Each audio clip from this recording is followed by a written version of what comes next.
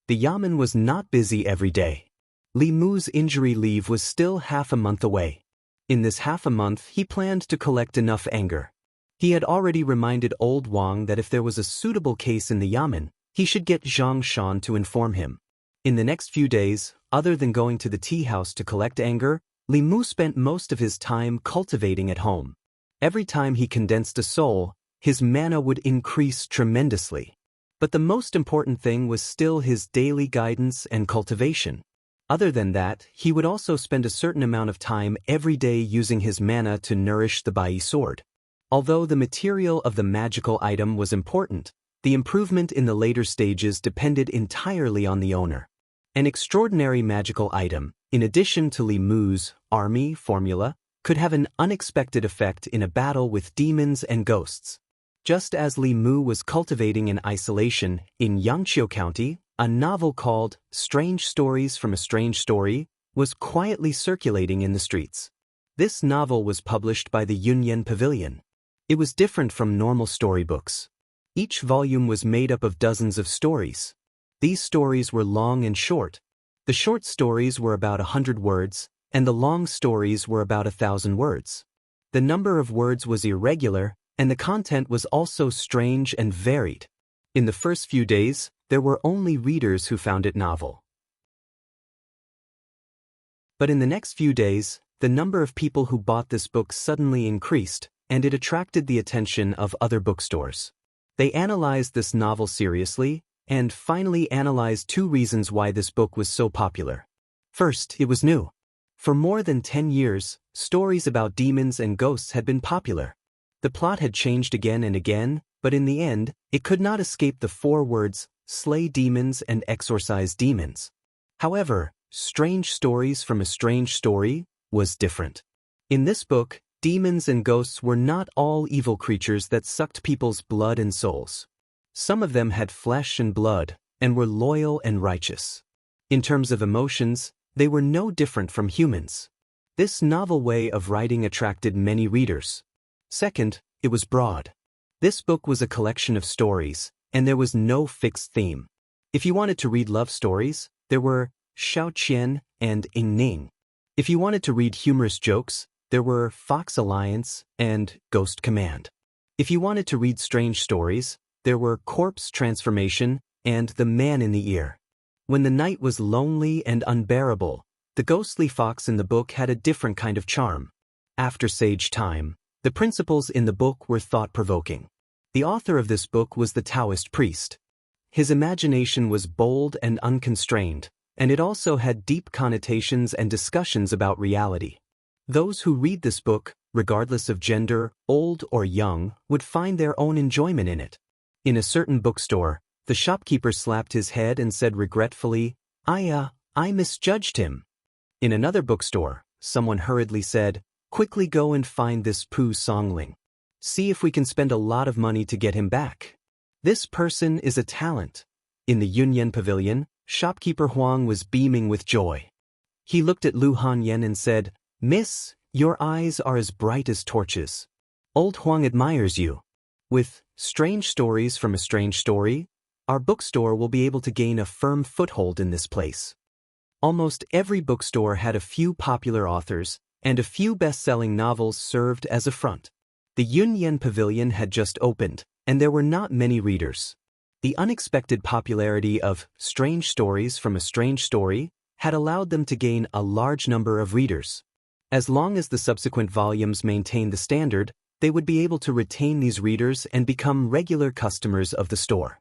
Lu Hanyan coughed softly, but did not say anything. Actually, she had only felt pity for Li Mu. She did not even read what he wrote. She did not expect that her small act of kindness would bring about such a huge change in the bookstore. She picked up a book and said to shopkeeper Huang, look after the store. I have some matters to attend to, so I will go back first. In the small courtyard, Wan had just returned after eating and drinking to her heart's content. Li Mu rested for a while, then began to practice the sword manual that Li Qing had given him. Although the Bai sword was an immortal weapon, it was the same as a normal sword. Only when it was combined with sword moves could it unleash its greatest power. When Li Qing battled with the tiger demon only relied on its brute strength and instincts to fight against wild beasts. Li Qing relied on her nimble movements and sword moves to easily suppress the tiger demon even though she did not have the advantage in terms of strength. At that time, Li Mu was determined to consolidate these basic skills. These basic skills could not be learned quickly. There were more than 10 basic sword moves. If he wanted to practice more complex sword techniques, he had to first learn these basic sword moves. Sword piercing, cloud sword, chop sword, hang sword, sweep sword, point sword. Under the scorching sun, Li Mu patiently practiced these basic sword moves over and over again in the courtyard. Only when his entire body was drenched in sweat and he could no longer raise his arms did he put down his sword.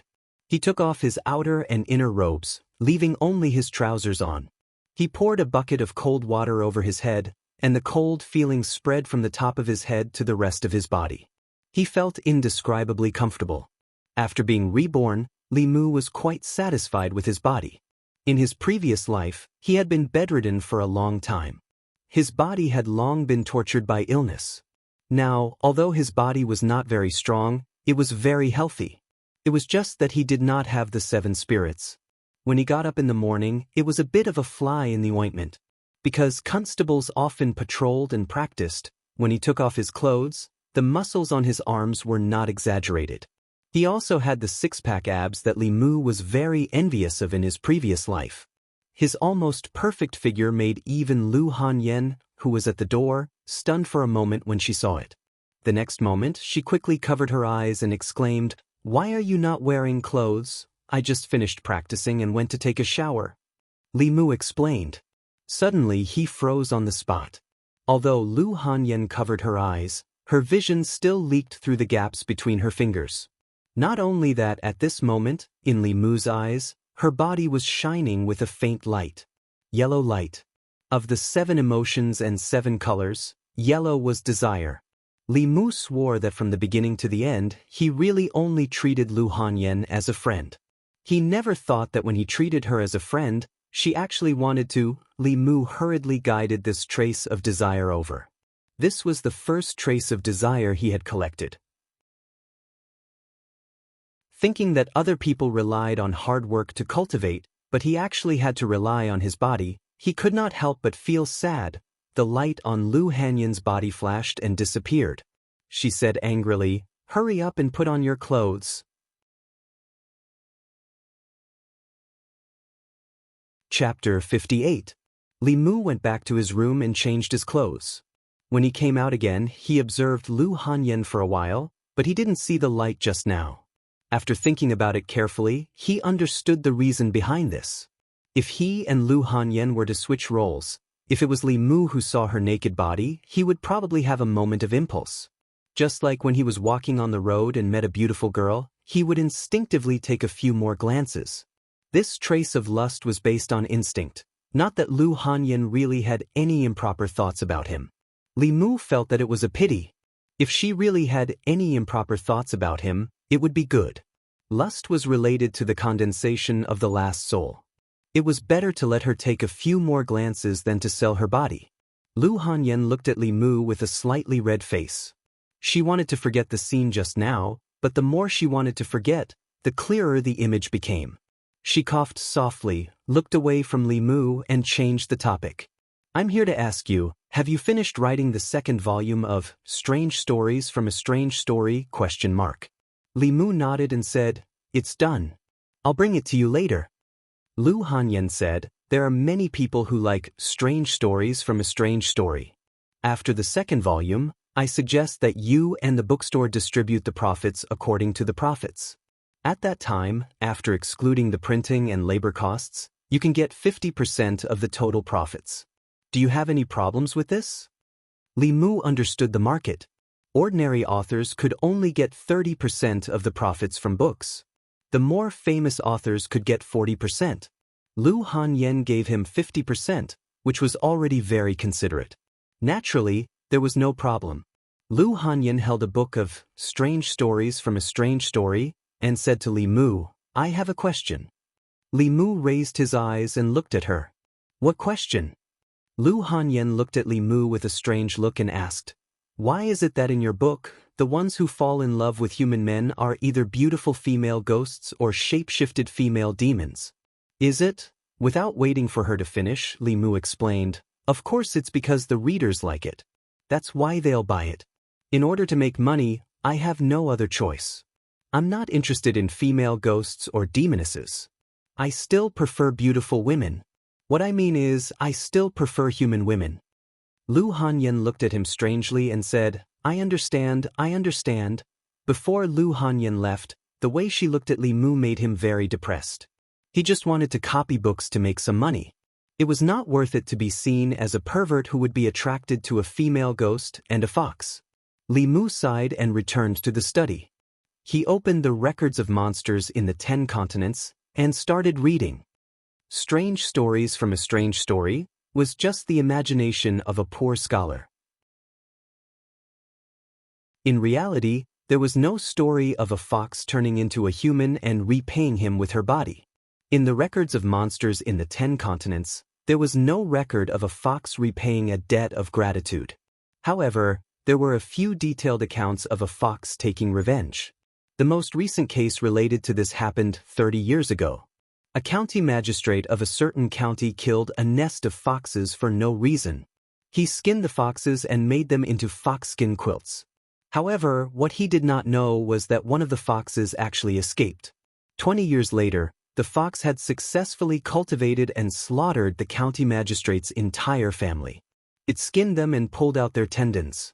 Their corpses were hung in front of the county magistrate's gate. Although the fox was killed by the imperial court in the end, it made people have a deep understanding of the fox clan's vengeful nature. Looking at the story about foxes, he wondered what happened to the little fox he saved last time. He hoped it would not fall into the hunter's trap again. Li Mu was distracted for a while and continued to flip through the pages in his hand. Outside Yangqiu County, there was a secluded valley in the mountains that was rarely visited by humans. A few foxes were jumping and playing in the mountains.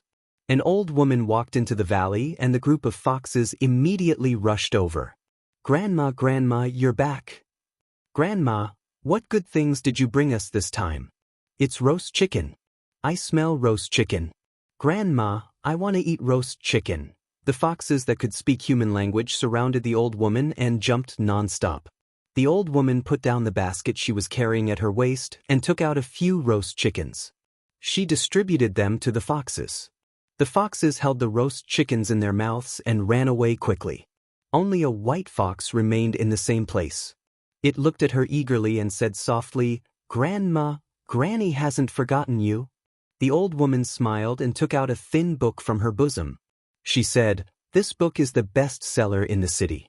Tell me, you don't like roasted chicken, but why do you like these things written by humans?" "If I had known, I wouldn't have taught you how to read." In the old woman's nagging, the little fox held the book in its mouth and ran under the tree. It put the book called Strange Stories from a Chinese Studio on the ground and used its small claws to flip open the pages and read seriously. This story called Xiao Qian made it tear up. When it saw the ending where Xiao Qian and Ning Kaichen lived happily together, its tears turned into laughter. In the story of Fragrance of Lotus, why did the fox spirit and female ghost get together with humans? Could the fox spirit and female ghost also fall in love with humans? Then it saw Fox Couplet. It was about two fox beauties who barged into a scholar's garden. The scholar sternly told them to leave. The fox spirit sneered at the scholar and made a couplet for him to match. The couplet was Wu and Shu in the same body, only lacking a little in the stomach. The scholar couldn't match it. After the fox spirit sneered at him, she matched the couplet herself and left. Wu and Shu in the same body, only lacking a little in the stomach. The fox spirit matched the couplet with already gone, why don't you double pick? The little fox rolled its eyes a few times but still couldn't understand the meaning of the couplet. She couldn't help but admire the fox spirit's literary talent. They were both foxes, but the fox spirit could match the couplet. She couldn't even recognize all the words. She held the book in her mouth and ran to the old woman. She asked curiously, Grandma, what does double pick mean?" The old woman looked at the fox couplet and spat. She said, "Don't look at these messy things. Go and practice." Since her grandma didn't tell her, the little fox could only walk back with the book in her mouth.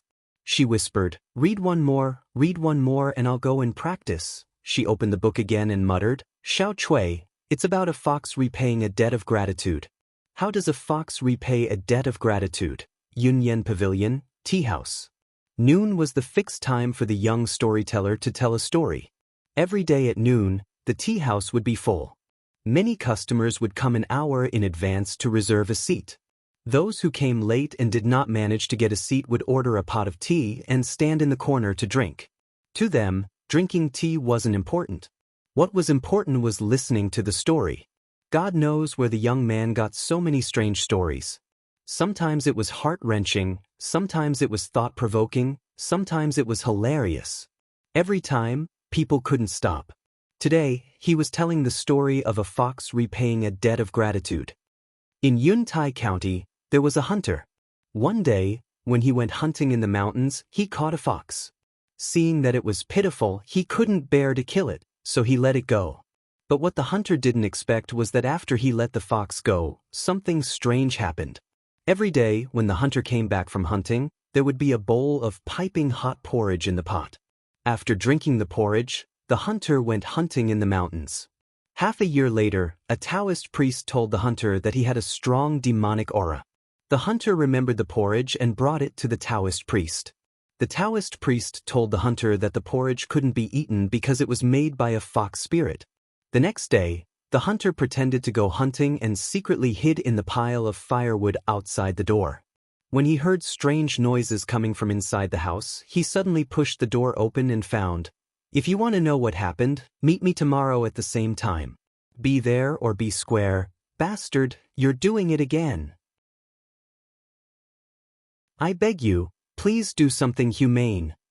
Amidst the curses of the crowd, Li Mu jumped off the stage, slipped out of the back door, and walked to the front door.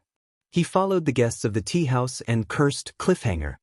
After he had stirred up enough anger, he came to the county government.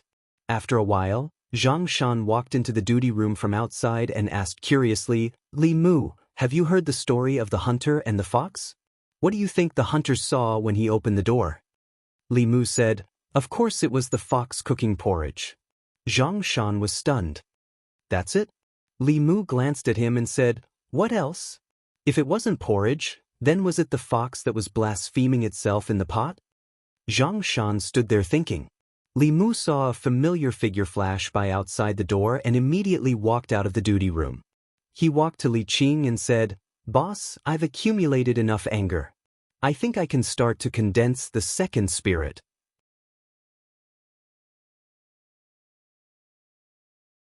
Chapter 59. The courage of the tiger demon was extraordinary. Li Mu could not refine the anger in his body. When it met the pure courage of the tiger demon, it melted instantly. After the sun had set, Li Mu sat cross-legged on the bed with his 5 hearts facing the sky. He said in a low voice, "The 9 cycles of plain qi, the soul controlling evil, the heavenly beast guarding the door, the delicate girl guarding the pass, the 7 souls and softness are at peace with me, do not act rashly." After a few minutes, he suddenly opened his eyes and said, "Concealed arrow, condense." Within Li Mu's body, the gray light that represented anger flashed. It disappeared from the surface of his body into the depths of his flesh. At the same time, Li Mu once again felt the familiar feeling when he condensed the first soul. When the second soul was condensed, the instantaneous increase in his mana was equivalent to a month of cultivation. Li Mu sighed in relief. Although he had only condensed 2 of the 7 souls, it had only taken him a month. If he could condense 2 more souls in the next 4 months, he would be able to break through the half-year limit that the Daoist priest said. After condensing the second soul, Li Mu tried to use the Dao techniques that he could not use before. He found that although his mana had increased, he could only master the first 2 words of the 9 syllables mantra. The only thing was that the casting time was longer than before. Endurance was always a good thing. What he needed to do next was to prepare for the 3rd soul of the Sparrow Shade. Condensing the Sparrow Shade required a large amount of grief. Li Mu had already found the method to collect grief. However, Lu Hanyan had not finished arranging the script of Butterfly Transformation. No matter how anxious Li Mu was, it was useless. He wanted to ask Lu Hanyan, but she did not come yesterday. However, today was the day that her youth-retaining talisman lost its effect. Li Mu finished the youth-retaining talisman and prepared to ask her when she came to collect it. However, Li Mu waited until night-time, but Lu Hanyan did not appear. Li Mu lit a charcoal fire in the courtyard and placed the skewers of meat on it. Not long after, Wan ran over from next door and squatted beside Li Mu to watch. Li Mu handed her a skewer of barbecued streaky pork and asked, "Where is your miss?" Wan said while eating, "Miss is in the shop. She hasn't come back yet." Li Mu asked, "Is the shop very busy these days?" Wan nodded and said, "The tea houses and bookstores have a lot of customers, especially the bookstores. As soon as the new books are printed, they will be sold out." A few bookstores asked about the author of strange stories from Liao Zhai, but young mistress didn't tell them. There was also a bookstore that wanted to buy strange stories from Liao Zhai, but young mistress didn't agree. Lu Hanyan was a woman, but she dared to wander around in an unfamiliar place with a servant girl. She had to resist pressure from all sides. It was indeed not easy. Li Mu had Wan bring the youth-retaining talisman back to her. Ever since his mana increased, the effectiveness of the youth-retaining talisman increased from 3 days to more than 6 days. The effectiveness of Fulu was mainly related to 2 factors. One was the quality of the materials used. Ordinary cinnabar and yellow paper could only carry a limited amount of mana. No matter how powerful the talisman writer was, he would not be able to draw a Fulu that exceeded the limits of the materials. The second was the cultivation of the talisman writer. When the quality of the Fulu materials was extremely high, the greater the mana of the talisman writer, the longer the power and effectiveness of the Fulu. Of course, this was for ordinary cultivators. Some of the more powerful cultivators could even condense talismans out of thin air. Of course, this was not something that Li Mu could come into contact with at his current level. After condensing the second essence, he returned to the Yamen to cancel his injury leave and patrolled Weiyang Street daily. The Yunyan Pavilion was located on Weiyang Street. Li Mu was wearing his official uniform. When he strolled into the tea house, he heard a commotion coming from inside. "Where's that scumbag who always ends chapters? Why hasn't he come out today? Hurry up and call him out. We've been waiting here for more than an hour. We still haven't finished the story of the fox's repayment yesterday. What did the hunter see when he opened the door?" The waiter of the tea house looked at the crowd and said helplessly, "That storyteller has already left the tea house. We don't know where he went either." "What? Left? Why would he leave? Did you guys embezzle his wages? Hurry up and call him out. If he doesn't come out today, I'm not leaving." Li Mu stood at the door and listened for a while. Then he shook his head and left. Now that the second essence had been condensed, he no longer needed to collect their anger by breaking chapters. His identity as a storyteller had naturally come to an end. He had returned to his original job as a constable. Walking out of the tea house and passing by the bookstore, Li Mu heard a familiar voice coming from inside. His footsteps paused. In the bookstore, Lu Hanyan's pretty face was frosty. She said to a middle-aged man, "Shopkeeper Ren, what you said is impossible. Please go back." The middle-aged man smiled and said, "Shopkeeper Lu, why do you have to do this? We can all do business together. You're just a weak woman. Don't you feel tired running such a big store? I'm just helping you out of kindness." Lu Hanyan said with a cold face, "Shopkeeper Ren, you don't have to worry." The middle-aged man shook his head and said, "Since Shopkeeper Lu is unwilling, I won't force you. Goodbye." Li Mu walked in from outside and turned to take a look. Then he turned back and asked, "Who was that?" "The shopkeeper of the Four Seas bookstore." Lu Hanyan walked to the table and said, he wanted to buy the rest of Strange Stories from Liao Zhai and publish it with the Yunyan Pavilion. I rejected him. There was no copyright protection law in this world. The Yunyan Pavilion's books could be printed by other bookstores. Similarly, the Yunyan Pavilion could also print their books. However, without the original manuscripts, They had to wait until the Yunyan Pavilion sold the books. Then they would buy the printed books back and reprint them. Reprinting took a lot of time and effort. In the middle of this, a lot of time would be wasted. Others would have already bought the books from the Yunyan Pavilion. The ones they worked so hard to print could only be destroyed in their hands. Only by having the original manuscripts could they dominate the market and obtain the greatest profits. Lu Hanyan was a little angry. She said, "Strange Stories from Liao Zhai is now the Yunyan Pavilion's top book. New customers rely on it to attract them.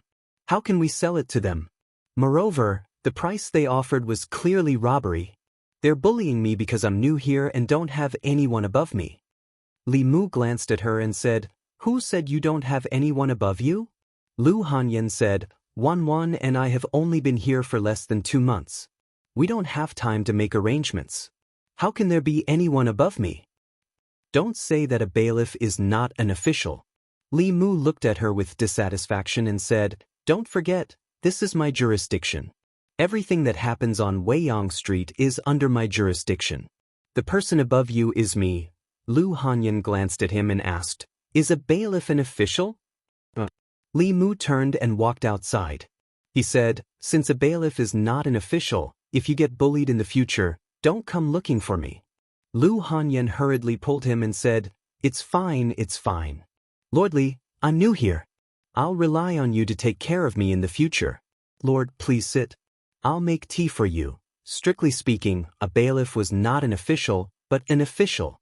However, an official in Great Zhou received a salary from the state and was not just an errand boy. Any case that happened on Weiyang Street, whether it was theft, robbery, bullying, molesting, or swindling, Li Mu had the right to manage it. After the event, he only needed to submit an official document to the Zhang County magistrates. If there was a serious case in his jurisdiction, Li Mu also had to take responsibility. Li Mu finished his tea and went out to continue patrolling. Lu Hanyan personally saw him out. Watching the figure in official uniform disappear into the crowd, Lu Hanyan looked away. Her eyes were still a little absent-minded. When she was 7 years old, she was sold to the music house by her parents. She could only eat 1 meal a day. The rest of her time was spent practicing the zither. When her fingers were cut by the zither strings, she had to bandage them herself. When she was bullied by the older musicians, she could only endure it. She practiced with all her might and learned all the instruments in the music house. She played for more than 12 hours a day and refused the help of countless men who had ulterior motives. After she saved enough money to redeem herself, she played even harder and earned enough money to open a shop. All of this was her own hard work. When she was hungry, she would cook for herself. When her clothes were torn, she would mend them herself. Alone, she brought a servant girl and traveled thousands of miles from Zhongjuan to here. She bought 4 shops and recruited people from everywhere to open the Yunyan Pavilion. For more than 10 years, she had never relied on anyone. She also never knew what it felt like to have someone to rely on.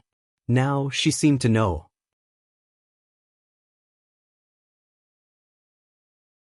Chapter 60. Lu Hanyan seemed to have realized that Weiyang Street was under Li Mu's protection. She had treated him exceptionally well these past 2 days. Not only did she personally cook for lunch, the dishes she made were all Li Mu's favorites. If not for the fact that she did not take any further action, Li Mu would have reason to suspect that she had some thoughts about him after seeing his body that day.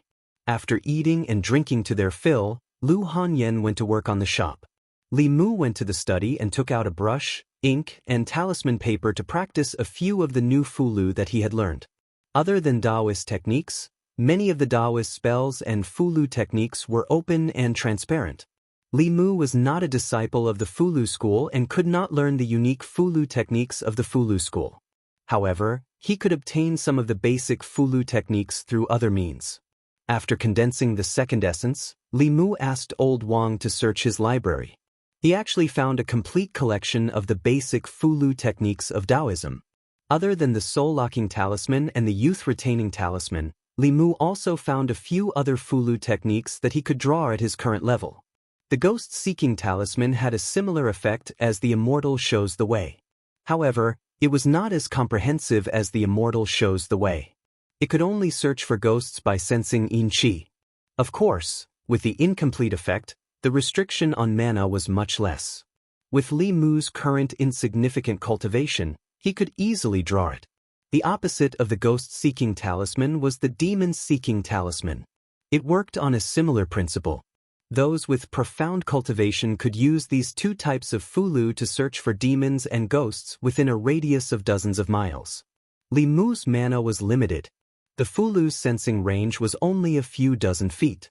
In addition, he had also learned an evil-warding talisman and a ghost-slaying talisman.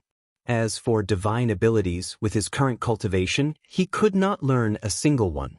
He had only learned 2 or 3 small auxiliary spells. In fact, what Li Mu wanted to learn the most was the soul-searching talisman, which was the fulu that he used to search his past memories.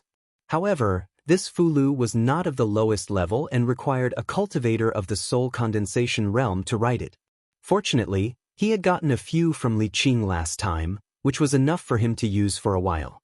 Li Mu picked up a piece of fulu paper, stuck it to his forehead, and began to copy the rest of the content. He had to make some slight changes to the names of the places and the names of the officials to make it fit the geography of the 10 continents and 3 islands. On the way back to the county office, Li Mu passed by the Yunyan Pavilion.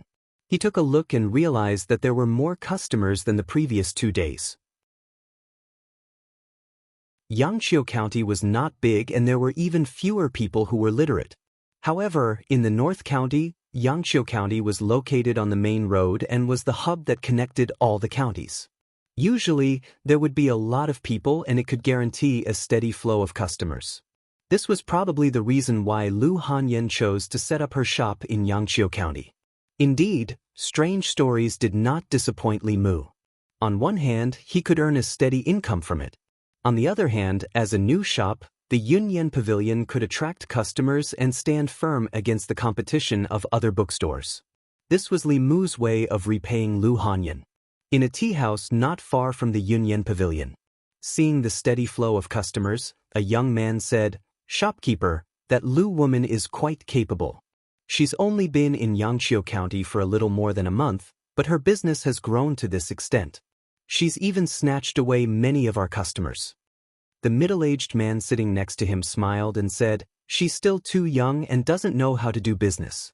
She's a woman who's new here and doesn't have any background. Doing this will anger a lot of people." The young man asked, "Should we teach her a lesson?" "No need." The middle-aged man waved his hand and said, "Yesterday, I saw that Ren from the Four Seas bookstore went to the Yunyan Pavilion. He seemed to want to discuss some terms with shopkeeper Lu. In the end, it didn't seem like they came to an agreement. Ren isn't a good person." The young man hesitated and said, "But if we don't do anything now, the Four Seas bookstore will take all the benefits. What's the hurry?" The middle-aged man said, "Let's wait and see. If a woman dares to make a living outside, who knows if she has any background? Let the Four Seas bookstore test the waters first." The young man thought for a while and saluted the middle-aged man with admiration. "Shopkeeper, you're really thoughtful." While eating with Wan, Li Mu suddenly remembered that he hadn't seen Lu Hanyan for 2 or 3 days. The Yunyan Pavilion had 4 shops in Xianxia County. Among them, the bookstore's business was the best. After Li Mu left, the tea house's business declined. Lu Hanyan discussed with Li Mu and asked him to go to the tea house as a storyteller once every 7 days. Li Mu agreed without hesitation. He had a lot of stories and didn't have to worry about finishing them. Once every 7 days wasn't a lot. There was no harm in collecting more stories of the 7 emotions. A Chinese strange stories from a strange story allowed the bookstore to gain a foothold in Xianxia County. As for the music and opera house, they were just getting started. Coincidentally, the music and opera for Transforming into Butterflies were being arranged. Lu Hanyan was busy with these and had been resting in the shop for the past 2 days. After Wan finished eating, she looked at Li Mu pitifully and asked, "Can you cook another bowl of noodles?" "I'll send it to Miss later." Li Mu nodded and said, "I'll be going to the county office later. I'll send it to her on the way." He looked at Wan and asked, "How old is your miss this year?" The young girl thought for a while and said, 21. Lu Hanyan was 3 years older than Li Mu. Women in Great Zhou didn't get married so early. However, when they were 18 or 19 years old, they usually considered getting married. It was rare for them to not get married at 21 years old. Li Mu asked in a gossipy manner, "Hasn't she thought about getting married?" Wanwan was puzzled and asked, "Why would she want to get married?" Li Mu said, "When she gets married, she'll have someone to rely on." Wanwan said, "Miss said that she doesn't rely on men. She only relies on herself. Men are unreliable." After thinking for a while, she realized something. She immediately looked at Li Mu and said, "I'm not talking about young master. Young master is not a thing." Li Mu roughly knew why Lu Hanyan had developed such a personality. Her parents' betrayal had caused great harm to her heart. After she became an adult, she wouldn't easily trust anyone. Of course, another important reason was that she was originally a rich woman. In this world, there weren't many things that couldn't be bought with money. She didn't need to rely on others. It was more likely that others relied on her. When Li Mu sent the food to Yunyan Pavilion, Lu Hanyan was arranging a song in the music workshop. Li Mu didn't understand music and could only rely on his memory. Lu Hanyan needed to keep the main structure of The Lovers of Liang and recompose it. This wasn't an easy task. Li Mu saw that her complexion was somewhat haggard. He put the food box on the table and said, "Eat and rest. If you continue like this, the youth-retaining talisman won't have any effect." Lu Hanyan nodded, but her gaze didn't leave the score. Li Mu waved his hand and said, "Remember to eat. I'm going to patrol." A moment later, Lu Hanyan put down the score and leaned back on the chair. She stretched her body and suddenly heard a sound from her stomach. She then remembered that she had been changing the tune of "Transforming into a Butterfly" since early morning and hadn't eaten anything. She opened the food box on the table. The bowl of Yangcha noodles was still steaming. A poached egg lay in the bowl, exuding a tempting fragrance. Lu Hanyan's appetite was greatly stimulated. She picked up the chopsticks and quickly finished the bowl of noodles. She even drank the soup. It had to be said that Wanwan didn't like to eat the noodles he cooked for no reason. After eating, she rubbed her sore eyebrows. She remembered Li Mu's advice and wanted to rest. However, she remembered that as long as she slept for the next 2 days, she would have terrible nightmares. After hesitating for a moment, she picked up the score again. The night was quiet. Li Mu sat cross-legged on the bed, guiding her cultivation as usual. At a certain moment, his closed eyes suddenly opened. Just a moment ago, Li Mu suddenly felt a trace of vigilance in his heart. This vigilance was very subtle. If he hadn't been concentrating on his cultivation, he might not have noticed it. After a cultivator refined the first soul, the corpse dog, he could develop spiritual awareness outside of the 5 senses. He could keenly sense the impending danger. This sense of vigilance was so subtle that it meant that the danger was not directed at Li Mu. Or perhaps, the thing that triggered this sense of vigilance was too weak to pose much of a threat to him. Perhaps he was too sensitive. Li Mu closed his eyes again. However, not long after, his eyes opened again. He suddenly stood up and looked in a certain direction. Just a moment ago, he felt a trace of vigilance in his heart. The source of this feeling was the house of Lu Hanyan and Wanwan. At the same time, the ghost-hunting talisman on the table also emitted a faint fluctuation of mana.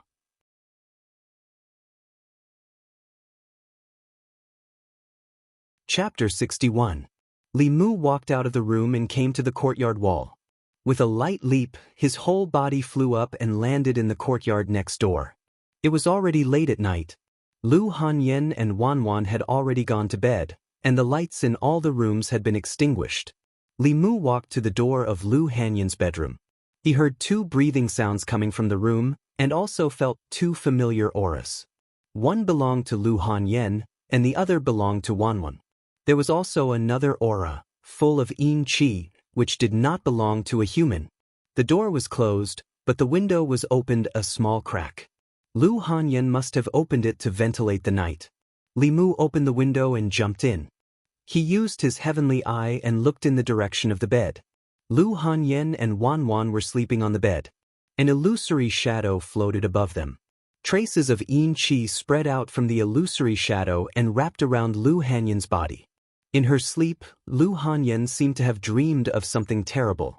Her beautiful eyebrows were tightly knitted, and her body was curled up, trembling slightly. Suddenly, a figure appeared in the room. The resentful spirit also turned her head and looked over. She did not know why this person broke into the boudoir of two women in the middle of the night. The figure slowly floated over and floated in front of Li Mu, tilting her head to look at him. The female ghost's hair was disheveled, and her face was pale and bloodless. There were only the whites of her eyes in her dead fish eyes. There were no pupils, but her lips were strangely red. If Li Mu had encountered this ghost a month ago, he would have been frightened. At this moment, not only did he not have the slightest fear, but he also smiled at the female ghost and asked, "Have you seen enough?" The female ghost's figure immediately retreated, as if she had been greatly frightened. She screamed, "You can see me." Li Mu said coldly, "What kind of ghost are you? How dare you be so presumptuous here? Who let you come here?"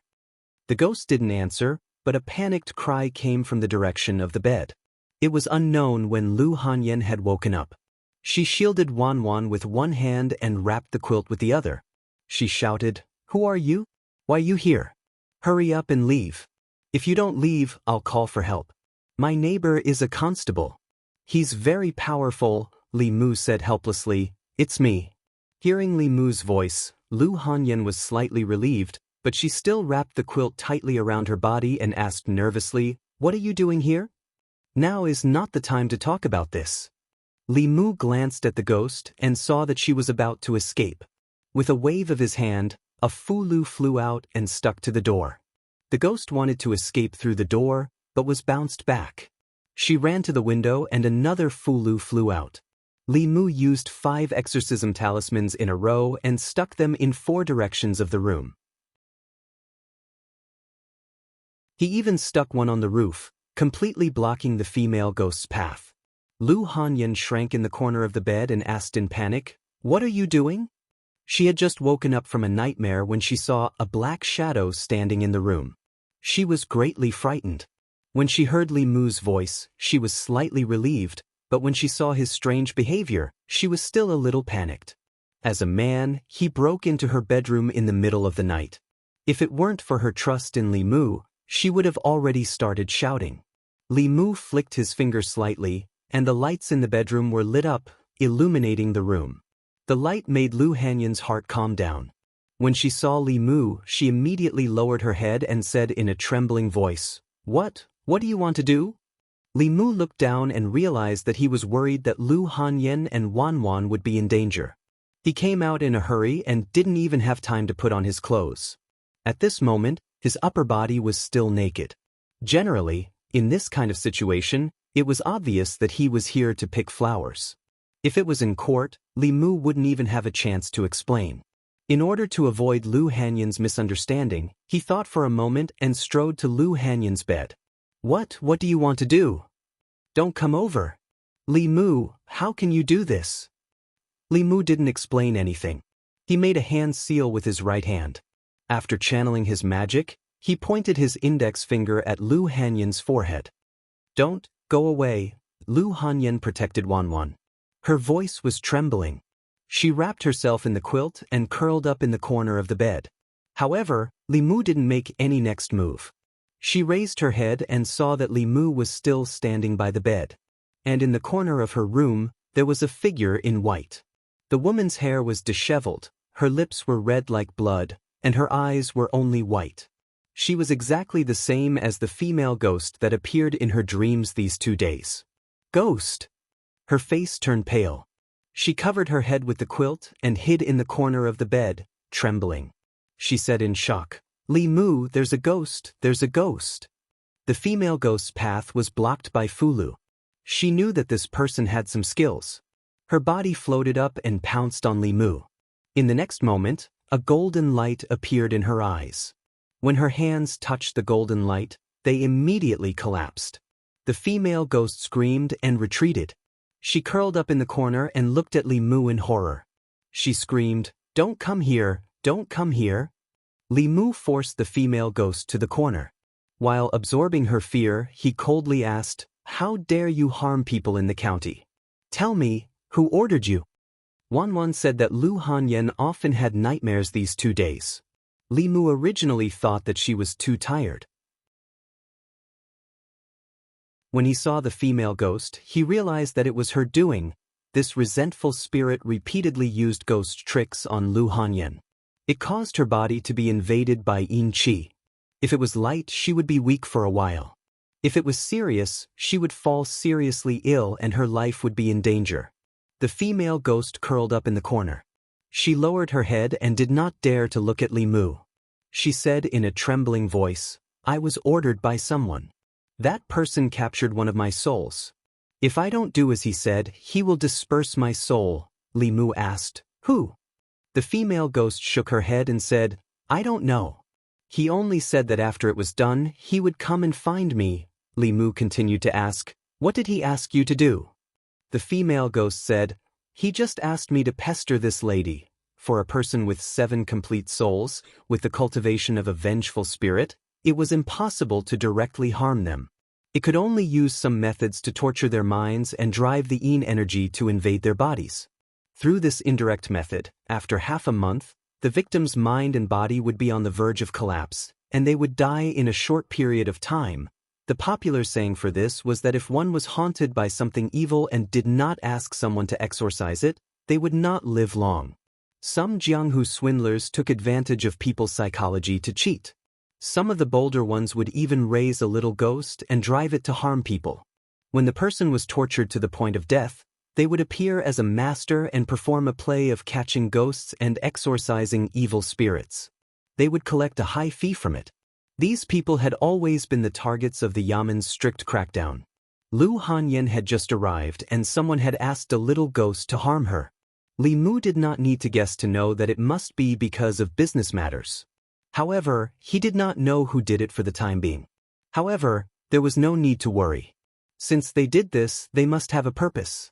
They would definitely appear when the time was right. Li Mu looked back at Lu Hanyan and found that although she covered her head in the quilt, she still lifted a corner of the quilt and looked outside in panic. Li Mu glanced at the female ghost and said, "You, turn around and stand facing the wall." Li Mu had seen many demonic ghosts and even fought zombies. Naturally, he was not afraid of her appearance. However, when a normal person saw her ghost appearance, they could not help but be afraid. The female ghost obediently turned around and stood facing the wall. Li Mu walked to the bedside and said to Lu Hanyan, "That female ghost has been subdued by me. It's fine." Wan was awakened by the movement in the room. She crawled out of the quilt and rubbed her sleepy eyes. When she saw Li Mu, she was stunned and asked doubtfully, "Young master, why are you here?" She looked at Li Mu and caught a glimpse of a white shadow in the corner of the room. Coincidentally, the female ghost looked back nervously and met her eyes. "Ghost, ghost?" The girl jumped up from the bed and threw herself into Li Mu's arms. She cried out loud. Li Mu turned his head and coldly glanced at the female ghost. He angrily said, "Turn around. If you dare to look back, I will destroy your body and soul."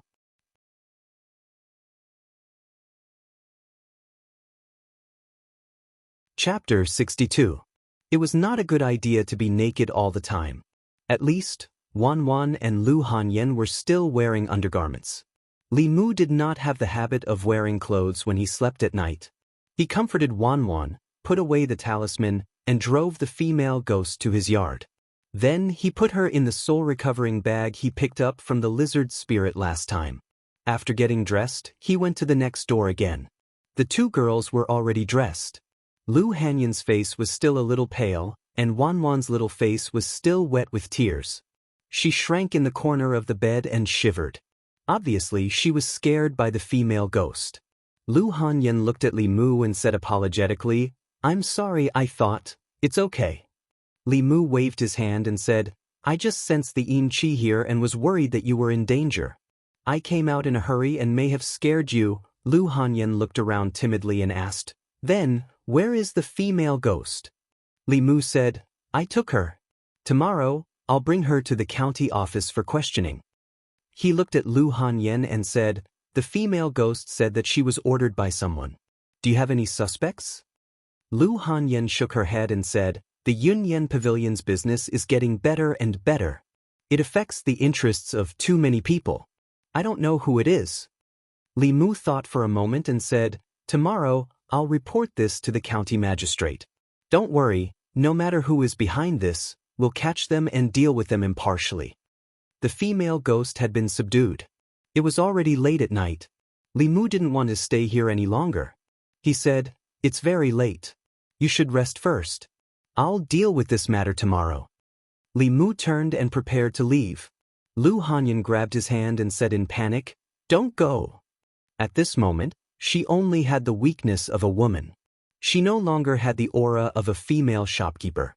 Wan quickly ran over and hugged Li Mu's arm. She sobbed, "Young master, I'm scared." In the middle of the night, a man and a woman were alone in a room. Li Mu thought for a moment and said, "How about this? I'll stick a few exorcism talismans outside. In this way, even if there are ghosts, they can't come in." Lu Hanyan asked in a trembling voice, "Will there be more ghosts coming?" Li Mu wasn't sure either. He could only comfort her by saying, "I don't think so." Lu Hanyan gave Wan a look. The little maidservant hugged Li Mu's arm and shook it. She begged, "Young master, I'm scared. Please don't go." If it was just Lu Hanyan, Li Mu could barely hold himself back. However, Wan was with him day and night. They even ate at the same table. When Li Mu was injured, she poured tea and massaged his back and shoulders. Looking at her pale face, Li Mu couldn't refuse. Li Mu hesitated for a moment, then nodded and said, "Then you can sleep. I'll keep watch outside." Anyway, he planned to cultivate at night. The courtyard was open, so the effect of cultivation would be better. "How can that be?" Go and bring a quilt over." Lu Hanyan shook her head and looked at Li Mu. She said, "I'll have to trouble you to sleep on the ground tonight." "No need." Li Mu shook his head and said, "I'll be fine outside." Seeing Li Mu walk out, Lu Hanyan sat at the head of the bed, her eyes wandering. It was unknown what she was thinking. Wan hugged the quilt and quickly fell asleep again.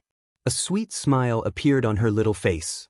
Lu Hanyan stroked her head and looked outside. Although she couldn't see Li Mu's figure, she still felt indescribably calm. It seemed that as long as he was outside, even if some terrifying evil spirit came, it wouldn't be so terrible. After rejecting Lu Hanyan's proposal, Li Mu walked outside, closed the door, and sat at the stone table in the courtyard. The moon tonight was very round and the moonlight was bright and clear. Li Mu didn't immediately cultivate. Instead, he stared at the moon in a daze. It had been nearly 2 months since he came here. Because the non-poisonous soul hadn't been condensed, it was very difficult for him to fall asleep at night. He could only pass the time by guiding and cultivating. The night was long. He would often think of things from his previous life. Although his current body was no longer tormented by illness, there were still many things in that world that were worthy of his attachment. Lu Hanyan slowly walked over and draped a shawl over Li Mu's shoulders. She asked, "What are you thinking about?"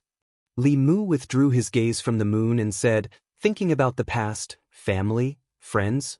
Lu Hanyan sat beside him with her arms around her knees. Looking at the moon above her head, she said, "I've forgotten what my family looks like." Li Mu still clearly remembered the appearance of his parents. With the soul-searching talisman, his memories were even clearer. He looked at Lu Hanyan and said, "I have a fulu that can let you recover your past memories." "There's no need." Lu Hanyan shook her head and said, "It's not easy for me to come to this point. I don't want to recall the past. How can there be such a strange fulu in this world?" Li Mu didn't continue this topic. He asked, "Why don't you go to sleep?" Lu Hanyan said, "I can't sleep." Li Mu asked, "Were you scared by that female ghost?" Lu Hanyan looked at him and asked in surprise, "Aren't you afraid of ghosts?" "I used to be afraid." Li Mu breathed a sigh of relief and said, "Later on, I've seen a lot of them, so I'm not afraid anymore. The evil ghosts are nothing but tricks. Your means are more powerful than theirs, so they should be afraid." Lu Hanyan sighed and said, You're obviously young, but you've experienced so much. It's not easy to be a constable, is it? Li Mu smiled and said, nothing in this world is easy. For me, it's easy to catch ghosts, but it's difficult to run a shop. If I were you, I wouldn't be able to get to where you are today. As Li Mu spoke, there was suddenly no response beside him. He was about to turn his head when he felt a weight on his shoulder. Lu Hanyan was leaning on his shoulder and had fallen asleep. She had been haunted by the resentful ghost for the past few days, and she had suffered such a fright tonight. She should have a good rest. Li Mu picked her up and returned to the room. He put her on the bed and covered her with a quilt. Then he left and closed the door. When Lu Hanyan and Wan got up and opened the door, they saw that Li Mu was not outside the door. They panicked for no reason. At this moment, a figure flew over the courtyard wall and landed in the yard. Wan's eyes widened and she said in shock, "Young master can fly." "You're awake." Li Mu looked at them and said, "I've made breakfast. Come and eat." Breakfast was very simple. Li Mu cooked some porridge and 2 side dishes. Wan drank 3 bowls of porridge in a row. She put down the bowl and wiped her mouth. She looked at Li Mu pitifully and said, "Young master, can you teach me how to catch ghosts?" Li Mu looked at her and asked with a smile, "What's wrong? Are you not afraid of ghosts?" "I'm afraid." Wan retracted her head. After a moment, she summoned her courage and said, "But I want to protect Mississippi." Lu Hanyan looked at her dotingly and then looked at Li Mu and asked, "Can we cultivate?" Li Mu nodded and said, "Everyone can cultivate, but everyone has different aptitudes and talents, and the difficulty of cultivation is also different. However, as long as one is willing to work hard and learn Dao techniques for 2 to 3 years, no matter how bad one's talent is, dealing with ghosts like last night is still more than enough." Lu Hanyan hesitated for a moment and finally summoned her courage to ask Li Mu, "Can you teach me cultivation?" After that, she hurriedly said, "I know this request may be a bit too much. If your sect doesn't allow it, then forget it. What's wrong with that?" Li Mu shook his head and said, "I don't have any sect. I usually cultivate by myself. If you want to learn, I can teach you." Lu Hanyan's face lit up with joy. "I want to." Li Mu put down his chopsticks and said, "Wait for me to come back tonight. I have to go to the Yamen to deal with that female ghost." Lu Hanyan nodded. "I'll wait for you." Yangqiu County Government. Zhang County magistrates sat in the front hall and said, "I have some impression of Yunyan Pavilion. It's a newly opened shop in our county more than a month ago. I heard that their business is very good. At the end of the year, they will definitely pay taxes. What do you think happened to Yunyan Pavilion?" Li Mu said, "The shopkeeper of Yunyan Pavilion encountered some problems today. Someone used evil ghosts to harm people. This was much worse than a robbery." After Zhang County magistrates heard Li Mu's report, he slammed the table and said angrily, "This is outrageous. How can there be such audacious people in Yangqiu County?" Li Mu. "Yes, sir." County Magistrate Zhang said in a low voice, "This is a case that happened in your jurisdiction. I order you to protect the shopkeeper of the Yunyan Pavilion. You must ensure her safety. If anything happens to her, I will hold you accountable." Li Mu cupped his hands. "Sir."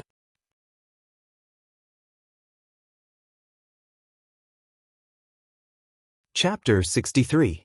In Great Zhou, public security and tax collection were important criteria for local officials.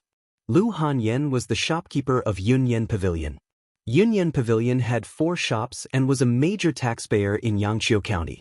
Therefore, Zhang County magistrates attached great importance to this case and ordered Li Mu to protect her closely. Fortunately, she was his neighbor. After Li Mu returned to the county office to report, he received orders from Zhang County magistrates and returned home. Lu Hanyan and Wan hadn't left yet. After what happened yesterday, they didn't dare to return to their courtyard. One was washing dishes in the kitchen, and the other was helping Li Mu tidy up his room. Lu Hanyan made Li Mu's bed. She turned around and saw him enter the room. She was surprised and asked, "Why are you back so soon?" Li Mu said, "The county magistrate attached great importance to this case and asked me to protect you closely." I will be by your side for the next 2 days. That's great. Lu Hanyan smiled and said eagerly, then teach me how to cultivate first. Li Mu knew 2 cultivation methods. One was Haotian Taoism, and the other was Buddhism. The Haotian Taoism cultivation method was taught to him by Li Qing. Later on, the half of the Taoist book that Su He gave him had detailed records. The Buddhism cultivation method originated from the scripture Xuandu gave him. That was only an introductory scripture with no follow-up. It wasn't suitable to teach Lu Hanyan. Moreover, without Xuandu's permission, he couldn't teach it to anyone casually. There were no secrets in Taoism cultivation. Some demons and monsters worship Taoism and would also cultivate Taoism. Li Qing taught Li Mu, and Li Mu taught Lu Hanyan. There was nothing wrong with that. After making up his mind, Li Mu looked at her and said, "Get on the bed." Lu Hanyan looked at him blankly and asked, "W?" Li Mu added, "Just take off your shoes." Lu Hanyan was a little hesitant. Although it was just taking off her shoes, it wasn't convenient for a woman's feet to be seen by men other than her husband. She looked up at Li Mu and asked, "Can I not take them off?" Li Mu shook his head and said, "Cultivation requires the 5 hearts to face the sky. The 5 hearts are the hearts of the feet, palms, and the top of the head. You need to maintain a specific posture. Since it's your first time cultivating, the posture must be correct." Lu Hanyan thought of the nightmares of the past few days and the horror of the female ghost. Her cultivation heart immediately became firm. She silently took off her shoes and sat on the bed. Lu Hanyan's feet were white, slender, and well-proportioned. Her toes were small and round. Li Mu subconsciously took a few more glances. It was the first time Lu Hanyan was barefoot in front of a man. Feeling Li Mu's gaze, her face turned red and she hurriedly covered it with her skirt. Li Mu coughed lightly and looked away. He said, "Lift your left foot to the base of your right thigh. Place your right foot on the base of your left thigh. Make the hearts of your feet face the sky and the palms face the sky. Place them on your legs. Draw qi into your nose and slowly into your abdomen. Keep going down. When you feel stuffy, slowly exhale from your mouth." Li Mu's path of cultivation had been introduced by Li Qing. He had long been familiar with the process of guiding others to enter the sect.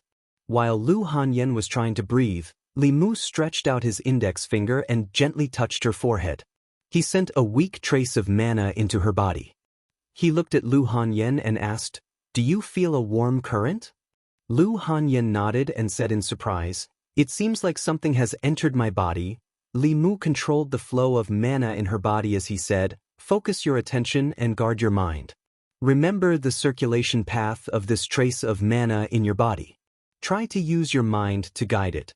In order to help her remember the circulation path of her dermic powers, Li Mu let this trace of dermic powers circulate in her body for a quarter of an hour before slowly retracting his finger from Lu Hanyan's forehead. With a pale face, he said, "I left a trace of dermic powers in your body. You just have to circulate it according to the path just now when you're guiding it. When you've cultivated your own dermic powers, I'll teach you how to refine your soul. This trace of mana will not stay in Lu Hanyan's body for too long. If her talent is average or if she is lazy, by the time this trace of mana dissipates, she will still not have cultivated her own mana. If it is still the same after a few times, it means that she has no fate with cultivation. Li Mu will also not be able to help her." Lu Hanyan took out a handkerchief and wiped the sweat on Li Mu's forehead. She said gratefully, "Thank you." "It's nothing." Li Mu waved his hand and said, "I will rest for a while first, then I will go help Wang Lin." After teaching Lu Hanyan how to guide the mana, Li Mu went outside. Looking at Wang Lin sitting on the swing under the tree, he thought of what happened last night and asked in confusion, "Wang Lin, how did you see the female ghost last night?" Last night, the vengeful spirit did not take the initiative to show itself. If Li Mu did not open Lu Hanyan's eyes, she would not have been able to see it. But Li Mu did not do anything to Wang Lin, so how did she see it? Speaking of the female ghost last night, Wang Lin's small face could not help but turn pale. She jumped down from the swing and tugged on Li Mu's sleeve.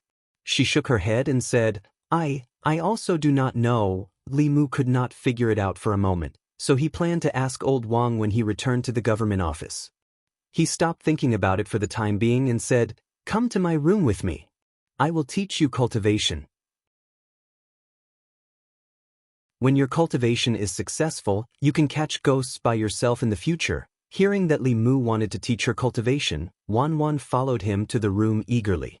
Li Mu walked to the bed and said, "Take off your shoes and get on the bed." Wan was not as shy as Lu Hanyan. She quickly took off her shoes and socks and climbed onto the bed. Li Mu stood in front of the bed and said, "Bend your left foot to the base of your right thigh, then bend your right foot to the base of your left thigh." Wan picked up her fat foot. After trying for a while, she said in distress, "I can't bend it over." The movement of the 5 hearts facing the sky required a certain flexibility of the body. It was not easy for the average person to do it. Wan's short legs were not as slender as Lu Hanyan's legs. After trying for a long time, she was still unable to cross her legs. Her legs were under her skirt. Li Mu could not help her, so he could only turn around and say, "Try to use more strength. This is a fixed position for cultivation. You must do it." Wan hugged her small foot and tried to bend it. She cried, "It hurts." Li Mu comforted her, "Bear with it. It won't hurt in a while."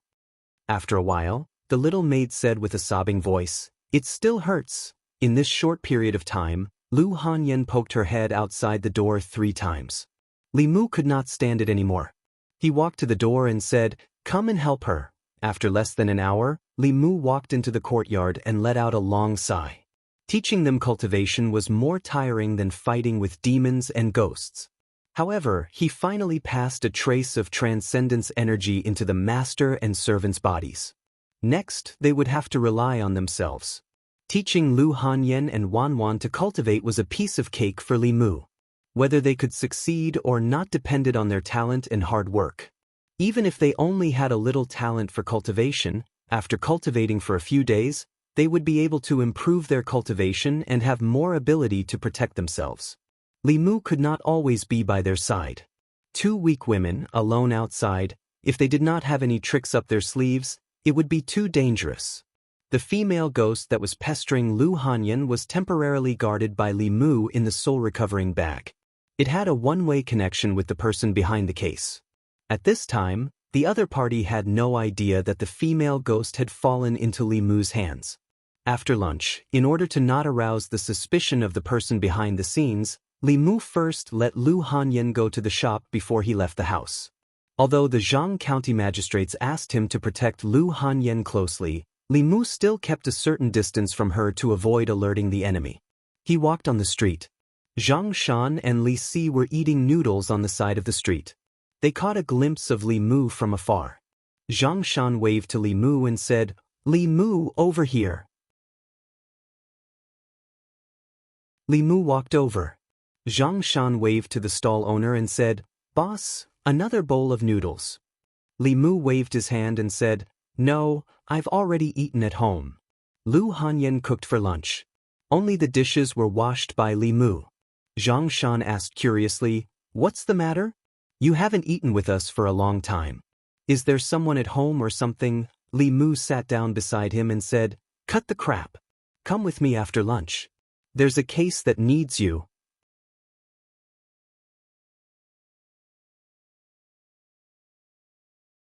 Chapter 64. Yunyan Pavilion. Not long after Lu Hanyan returned to the shop, shopkeeper Huang came up and said, "Miss, shopkeeper Ren of the 4 Seas bookstore is here." The 4 Seas bookstore wanted to collaborate with Yunyan Pavilion to publish strange stories from a Chinese studio, but was rejected by Lu Hanyan. Lu Hanyan stood up and said, "Let him in." A moment later, a middle-aged man came up and looked at Lu Hanyan. He pretended to be surprised and said, "It's only been a few days." "Shopkeeper Lu, why do you look so haggard?" Lu Hanyan smiled and said, "There are many things I need to do in the shop. Maybe it's because I've been too busy these days and haven't had a good rest." The middle-aged man shook his head and said, "It's not that I want to say this, but shopkeeper Lu is still young. Although business is important, it's not as important as your health. You can do less business, but you can't let your health deteriorate." Lu Hanyan looked at him and said, "Shopkeeper Ren is right. The middle-aged man smiled again and said, "If Yunyan Pavilion's business is too heavy, my Four Seas bookstore doesn't mind helping shopkeeper Lu." Lu Hanyan shook her head and said, "This is my Yunyan Pavilion's business. There's no need for shopkeeper Ren to worry." Shopkeeper Ren sighed and said, "I'm just afraid that if shopkeeper Lu continues like this, your body won't be able to take it. If a person is too tired, it's easy for them to have nightmares at night. They dream of evil spirits coming for their lives." Lu Hanyan suddenly looked at him and asked, "You did it?" Shopkeeper Ren shook his head and said, "What do you mean by I did it? I didn't do anything." "Shopkeeper Lu, please don't frame me." Lu Hanyan took a deep breath and looked at Shopkeeper Ren again and said, "As long as you can stop me from having those nightmares, I'll agree to your conditions last time. I don't know what evil spirits are." Shopkeeper Ren smiled and said, "However, I think Miss Lu might be too tired, which is why you often have those nightmares. Why don't we, the Four Seas bookstore, help you share some of the pressure? Naturally, you won't have those nightmares." Lu Hanyan looked at him coldly and said, "Things have come to this. If you still want to hide it, then we have nothing to talk about." Looking at him, the smile on Shopkeeper Ren's face gradually disappeared. He said mockingly, "So what if I am? Shopkeeper Lu, you're new here and don't know the situation in Yangqiu County. Aren't you a little too naive to think that you can get a share of the profits?" Lu Hanyan asked, "Aren't you afraid that I'll report it? Do you think I haven't investigated you? You're an outsider with a maid. How long have you been in Yangqiu County? You don't have anyone backing you up. How dare you report this to the authorities?" Shopkeeper Ren curled his lips and said, "Besides, what's the use of reporting to the authorities? Do you have any evidence to prove that I did it?" Lu Hanyan looked at him and suddenly smiled. Shopkeeper Ren's expression froze as he asked, "Why are you laughing?" Lu Hanyan said, "You said something wrong." Shopkeeper Ren asked suspiciously, "What?" Lu Hanyan said, "There's someone backing me up." While Shopkeeper Ren was bewildered, a cold iron chain was wrapped around his neck.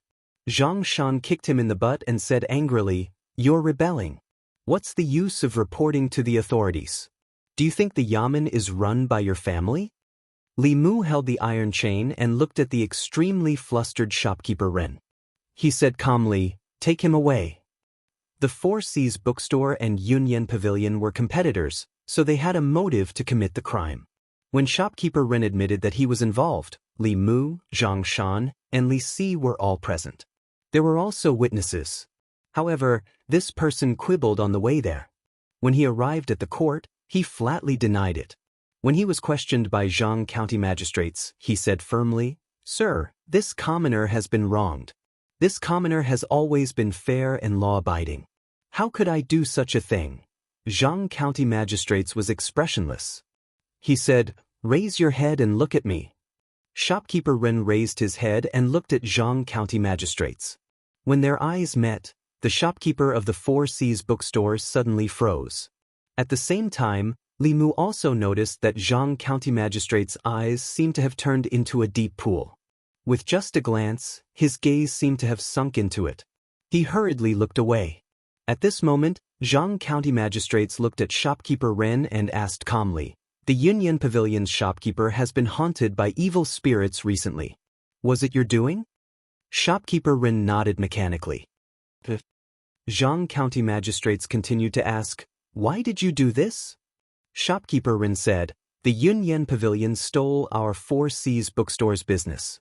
Their shopkeeper is a woman who just came to Yangqiu County not long ago. She has no background, so I wanted to force her to give up a portion of the profits."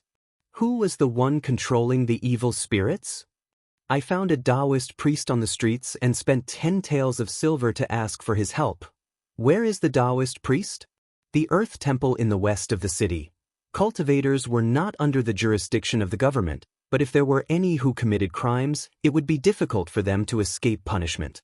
The imperial court had always had zero tolerance for cultivators who used Taoism to harm others. Those who harmed others' lives would be killed. Those who used evil spirits to harm others to achieve certain goals would be beaten 100 times, crippled of their Taoism, and expelled. Xianxia led people straight to the Earth Temple in the west of the city and found a wandering Daoist priest. The Daoist priest was only at the soul-refining realm. Xianxia sealed his Taoism and brought him to the Yamen. After being identified by shopkeeper Ren, Zhang County magistrates personally crippled his Taoism and destroyed his dantian, cutting off any possibility of him harming others in the future. As for the shopkeeper of the Four Seas bookstore, as the mastermind behind the scenes, he naturally could not escape punishment. After being beaten 50 times, he was barely alive. In addition, the Four Seas bookstore was closed for 3 months and fined 100 taels of silver as compensation to the shopkeeper of the Yunyan Pavilion. As for the evil spirit, it would be a pity to destroy it. Li Mu simply applied to Zhang County magistrates to send her to the Jinshan Temple. After all, Xuandu loved to entertain ghosts and demons. Li Mu would treat it as returning a favor to him. Shopkeeper Ren was carried away by 2 constables. Lu Hanyan looked at Li Mu and said, "Thank you." Li Mu waved his hand and said, "What are you thanking me for? This case happened in my jurisdiction." Lu Hanyan did not stand on ceremony and said, "Then I'll go back first. Remember to come back for dinner tonight." After Lu Hanyan left, Xianxia, who had been paying attention in this direction, came over and asked Li Mu, "Do you know the female shopkeeper of the Yunyan Pavilion?" Li Mu said, "She's my neighbor." Xianxia looked at him and asked, "Just your neighbor?" Li Mu asked, "What else could it be?" Xianxia asked again, "Is your neighbor married?" Li Mu glanced at him and said, "Why are you asking this?" Xianxia probed, "She's so beautiful and she's not married. Don't you have any other thoughts about her?" Li Mu said impatiently, "What are you trying to say?" Xianxia said, "I just want to ask, if you had to choose between her and Miss Qing, who would you choose?" Li Mu looked at him in confusion and asked, "Why should I choose?" Looking at Li Mu's back as he left, Xianxia touched his chin and fell into deep thought. The best result was, of course, Li Mu and shopkeeper Lu being together. This way, there would no longer be an eyesore between him and Li Qing. But what did he mean by that? Why should I choose? Did he mean that he didn't choose one, or did he want both? In the guard room, old Wang looked at Li Mu and said uncertainly, "You want both?" Li Mu nodded. "I want both." Old Wang looked at the books Li Mu picked out and asked, "These books are all basic knowledge before cultivation. You have no use for them, so what do you want them for?" Li Mu said, "I have other uses for them. Anyway, no one is reading these books. Why don't you lend them to me for a few days? I'll return them to you after a few days." Although Li Mu didn't need these books, Lu Hanyan and Wanwan had just stepped onto the path of cultivation. They still needed to build a foundation and broaden their knowledge. It was unrealistic for Li Mu to explain things about cultivation to them one by one. It was better to give them a few books and let them read by themselves. Old Wang nodded and said, "Okay, remember to return them when you're done." Old Wang was well-read and knowledgeable. Li Mu thought of Wanwan and asked, "By the way, Old Wang, can ordinary people see wraiths?"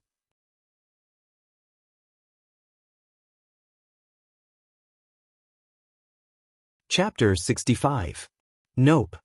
Lao Wang shook his head and said, "Unless the wraith shows itself, or a cultivator opens the third eye for them."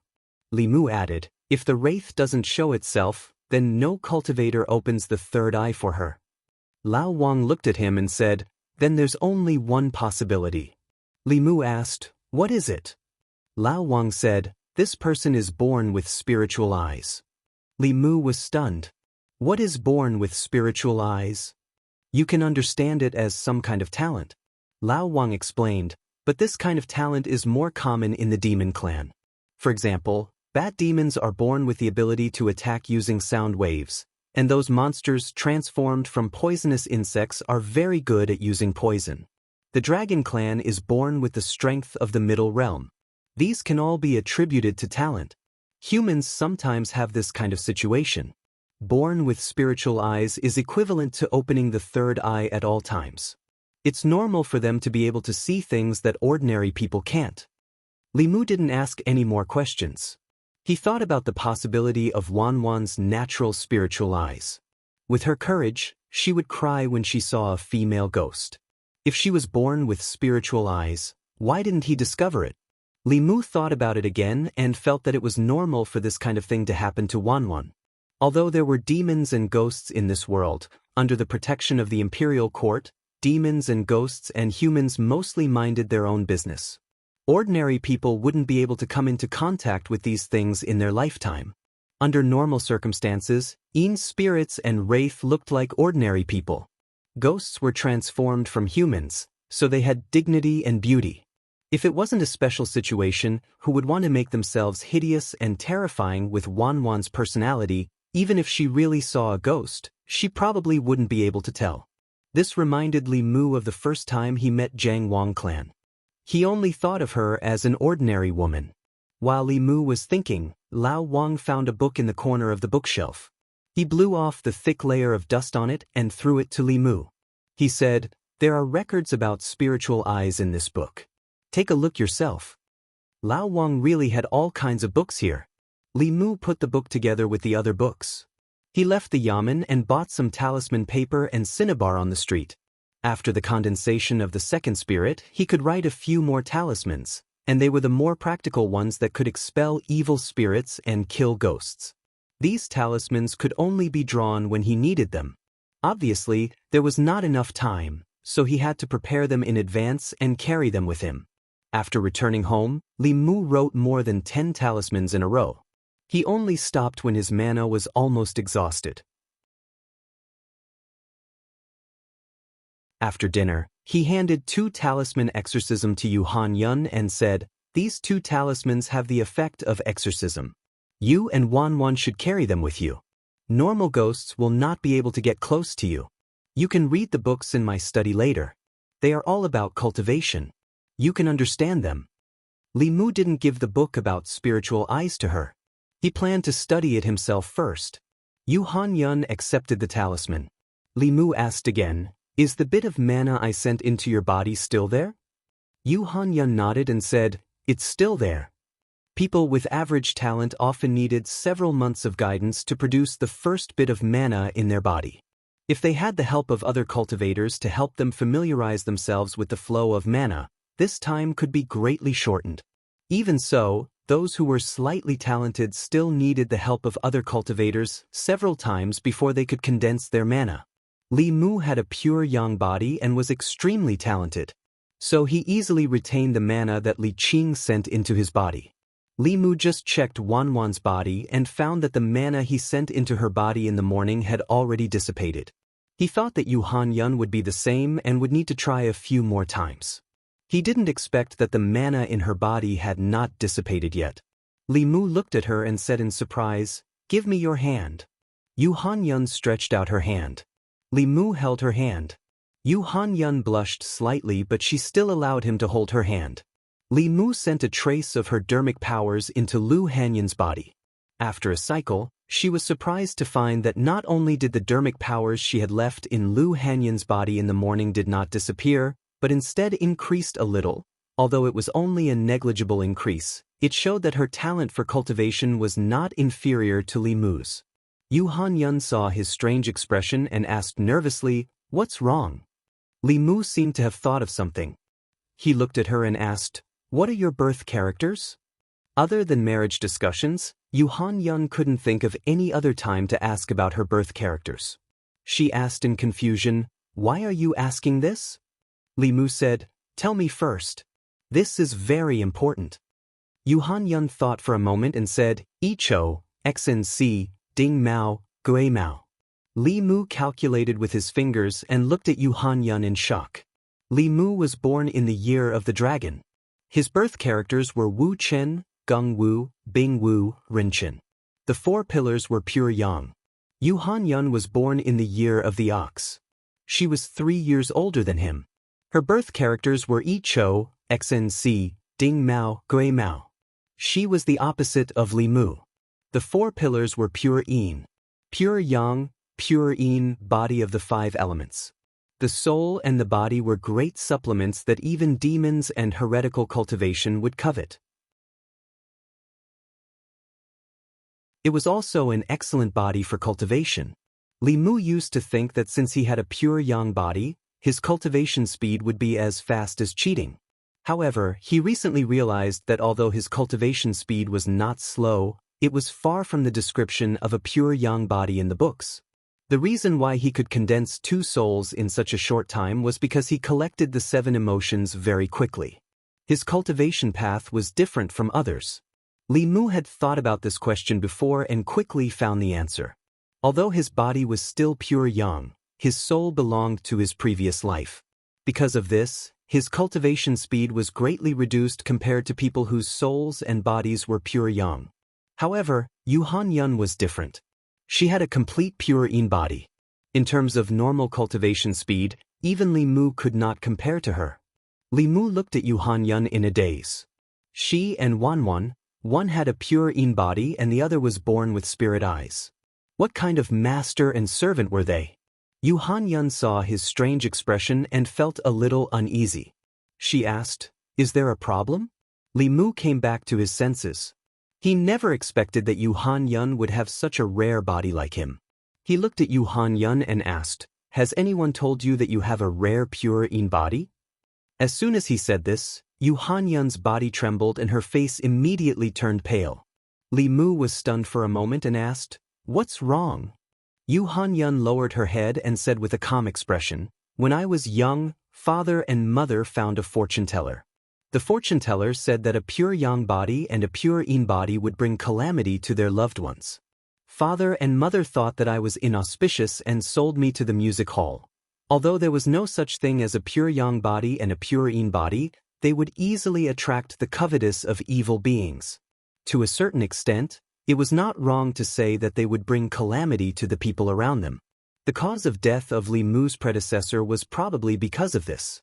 He could only comfort Yu Hanyun by saying, "That fortune teller was obviously a Jianghu swindler. Don't take it to heart." Yu Hanyun looked up and smiled. She said, "You don't have to comfort me. So what if I'm a pure yang body? After so many years, haven't I still survived? There is no such thing as a pure yang body. I also have a pure yang body, but no one has ever said that about me." Li Mu took out the book on the basics of cultivation that Li Qing gave him from the study. He turned to a page and said, "She has a pure yin body. Not only is she not a loner, but she is also a genius in cultivation. Take a look for yourself." "Really?" Yu Hanyun took the book and looked at it expectantly.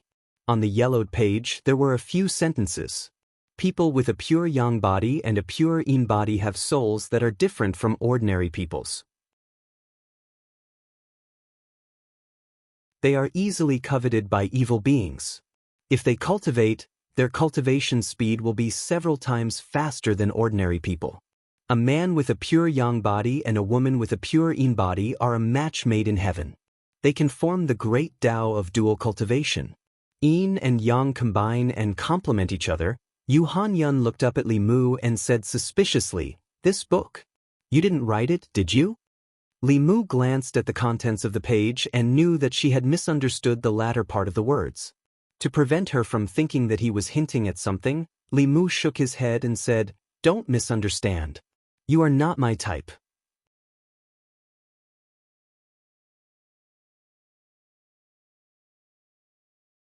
Chapter 66. Li Mu had some admiration for Lu Hanyan.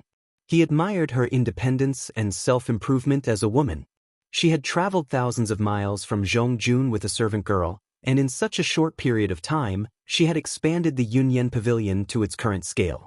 Other than admiration, he also craved for her. Of course, it wasn't her body, but her cooking skills. Li Mu didn't deny that Lu Hanyan was a very outstanding woman in every aspect. Appearance, figure, cooking skills, wealth, personality. There were probably countless men who dreamed of marrying her. However, to Li Mu, this kind of person was fine as a friend. As a wife, he liked the kind of gentle, considerate, cute, obedient girls who knew how to act coquettishly and take care of others. He didn't like overly strong girls. As a man, he preferred to protect his woman, not be protected by a woman or be kept by a woman. Even if Lu Hanyan had a pure yin body and was a natural match for him, feelings were more important than one's constitution. "No, I'm not your type?" Even if Lu Hanyan had never thought of developing a relationship with Li Mu, hearing this answer from his mouth was still a blow. As a woman, she had a figure, looks, cooking skills, and money. What reason did he have to not like her? She glanced at Li Mu and asked unhappily, "Then what kind of woman do you like?" In order to reassure Lu Hanyan, Li Mu spoke the truth: cute, obedient, well-behaved, and knows how to take care of others. As for age, it's best if she's younger than me, cute, obedient, well-behaved, and knows how to take care of others. Lu Hanyan felt that she fit this description very well. It was just that she was older than him by 3 years, but so what if she was older by 3 years? As the saying goes, a woman 3 years older than him would have a gold bar. Moreover, if he had her, it wouldn't be just a gold bar, but a pile of gold bars. It would be enough for him to live a carefree life for the rest of his life. Was he looking down on her age? This caused her to be instantly enraged. It wasn't that she liked Li Mu. It was just that she was a woman who had absolute confidence in her looks, figure, and other conditions. Yet, she was ignored and disdained by a man, which made it difficult for her to accept. She opened her mouth and was about to refute when she suddenly thought of something. She looked at Wan, who was swinging under the tree in the yard. Cute, obedient, well-behaved, and knows how to take care of people. She's a little younger than you.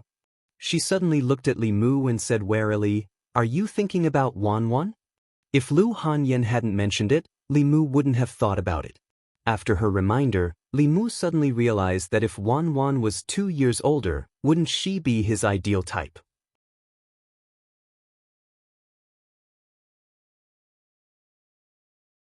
Li Mu cupped his hands and said, "Thank you." Lu Hanyan waved her hand. "What are you thanking me for? I haven't thanked you for teaching me cultivation yet." Speaking of cultivation, Li Mu thought of something and his expression became serious. He said, "There is something you must be careful about."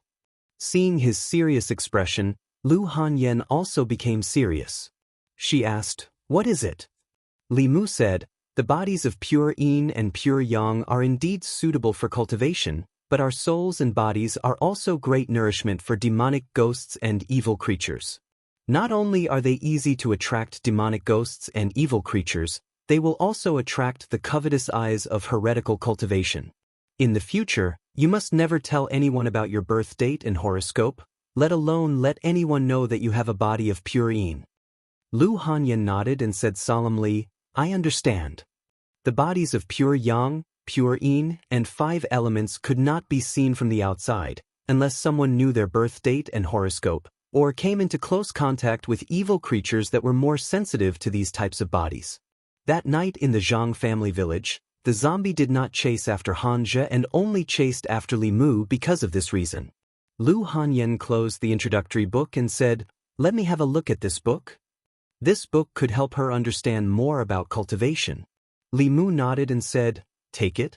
Take the other books in the study as well. Remember to return them to me when you're done." Although this book was no longer of any use to Li Mu, it was still a gift from Li Qing. It would not be good to give it to someone else. Lu Hanyan returned home and put the book under her pillow.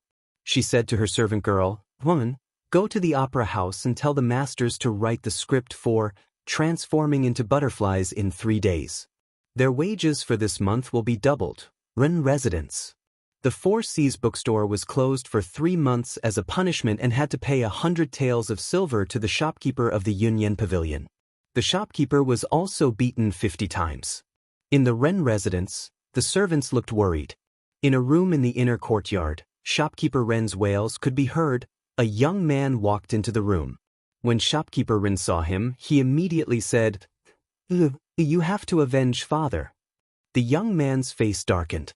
He said, "Didn't I tell you to do business honestly and not engage in these crooked practices? Do you really think those cultivators in the yamen are useless?" Shopkeeper Ren said regretfully, "I thought that woman was new here and did not have any background. Who would have thought that she had someone backing her? All right, let's forget about this matter. Stay at home and recuperate. Don't provoke the yamen again." The young man walked to the bed, stretched out his palm, and placed it on shopkeeper Ren's back. A white light flashed on his palm. Shopkeeper Rin climbed up from the bed and said in surprise, "It doesn't hurt anymore." The young man said faintly, "I've only eliminated your pain. You still need to recuperate. Stay at home and don't think about money all the time. When I'm successful in my cultivation, I'll have as much money as I want." Shopkeeper Rin lay back on the bed and said, "Cultivate well with your master. When your cultivation is successful and you earn a lot of money, buy all the bookstores in Yangqiu County." The young man walked out of the room and went to the deepest courtyard of the Ren residence. He said to the two servants at the door, "I want to cultivate in peace. If it's not a big matter, don't disturb me."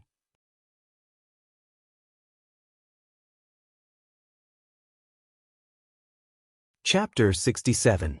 Li Mu was practicing his swordsmanship in the yard. Lu Hanyan put a thin book on the stone table in the yard and said, "This is the script of transforming into butterflies. Take some time to read it and memorize the lines as soon as possible." Li Mu put down his sword and said in surprise, "So fast." Wan stood aside and said, "Of course it's fast." In order to urge them to finish the script, Miss didn't sleep for 2 nights in a row. Li Mu looked up and saw that Lu Hanyan's originally delicate face was a little haggard at the moment. Her slumbering was more obvious than 2 days ago. He was a little touched. He held his sword with both hands and said, "I can't thank you enough. I will repay you in the future if I have the chance." Lu Hanyan rolled her eyes at him and said, "Don't talk about the future. Teach me how to draw talismans now. After I learn how to draw talismans, I can draw youthful talismans by myself." At this time, only 2 days had passed since Li Mu taught Lu Hanyan how to cultivate. Last night, with the help of Li Mu, she successfully refined the first soul. In order to condense the soul, Li Mu had worked hard to do good deeds like lay foam. He helped the old lady cross the road, cut Zhang Shan's leaks, and helped Lin Wan get justice. He collected joy everywhere and finally condensed the first soul. Lu Hanyan only took 2 days to do what Li Mu could do in a month. Of course, it was because Li Mu gave her the remaining strength of the tiger demon's soul from the last time he condensed the soul. The talent of the pure Yin body in cultivation played a greater role.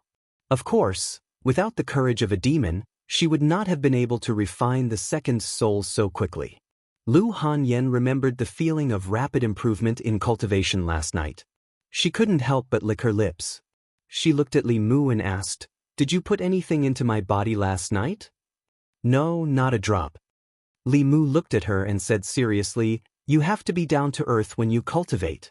Don't always think about taking shortcuts. Otherwise, in the end, if you don't harm others, you will harm yourself." In terms of cultivation, Lu Hanyan only obeyed Li Mu. After being reprimanded by him, she lowered her head and whispered, "I understand." After refining the first soul, Lu Hanyan's mana could already write the 2 most basic Fulu talismans. One was the soul-locking talisman, and the other was the youth-retaining talisman. Li Mu first let her copy the runes of the 2 talismans. Being able to draw the runes in one go was the first step to writing talismans. Lu Hanyan was proficient in many musical instruments and had a pair of skillful hands. Painting and calligraphy were not difficult for her. The difficulty of writing talismans was that she had to eliminate all distracting thoughts and pour her mana into the runes. For beginners, it was impossible to successfully write talismans without a long period of practice. Even for those with a little talent, it would take 10 days to half a month to master it. For those with mediocre talent, it was common for them to practice for several months before they could master it. Lu Hanyan had already failed several times. Her mana was overdrawn and her face was pale, but she was still persevering. Li Mu could see the stubbornness in her personality from the matter of writing talismans. Once she set her mind on something, she would definitely not turn back even if she hit a wall. Li Mu looked at her and comforted, "Why don't you try again tomorrow?" Lu Hanyan's expression was firm and said, "I can definitely do it." "I'm so close." Li Mu was worried that she would be exhausted if she continued to persevere, so he took the brush from her hand and said, "Recite with me. Your heart is as clear as ice. Even if the sky collapses, you won't be alarmed." After teaching Lu Hanyan, Li Mu reminded her again, "Just remember this technique. Don't tell anyone else." The art of tranquility did not belong to the category of Daoist techniques, but it was very effective in situations where one needed to calm down and concentrate. After learning the art of tranquility, Lu Hanyan only failed once before she successfully drew a face-retaining talisman. In this world, the art of tranquility was a secret technique that only Li Mu knew. It was different from the art of leading Yin. If it wasn't for the fact that Lu Hanyan stayed up late to help him write the script, Li Mu wouldn't be so generous as to teach her. Using sincerity to exchange for sincerity, this was what Li Si taught Li Mu.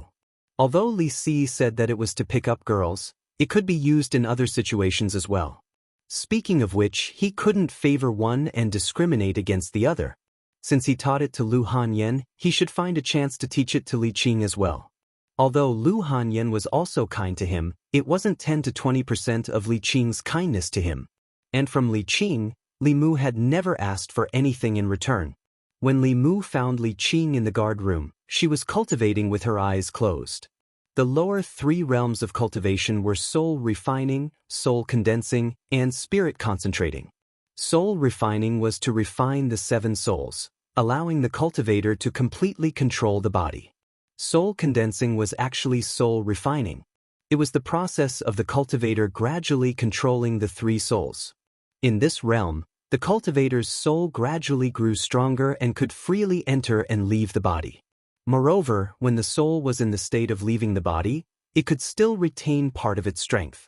Spirit concentrating was the last realm of the lower 3 realms of cultivation. At this realm, the cultivator's 3 souls merged into one and completely transformed into the primordial spirit. Even if the body died, the primordial spirit could leave the body and enter a new body to be reborn.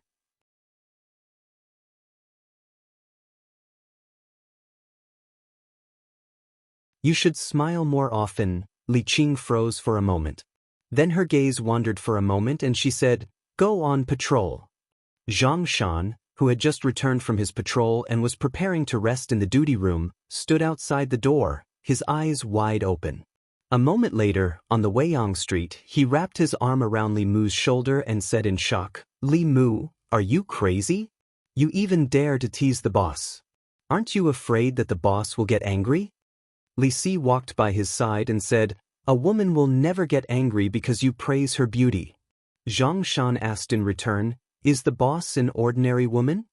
Li Si looked at him and said, "Immortals are also women." Li Si spoke of great principles, but Li Mu had no choice but to accept it. Just now, he had blurted out what was on his mind on a whim. He did not know if she would get angry. When they reached the door of the Yunyan Pavilion, Li Mu temporarily put aside his thoughts about Li Qing and focused on condensing the sparrow shade. For him, what he needed to condense was not just the 3rd soul. There was also the dignity of a man.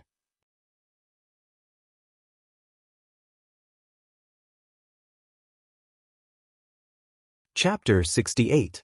Li Mu had already memorized the script of transforming into a butterfly with the help of the clear mind technique.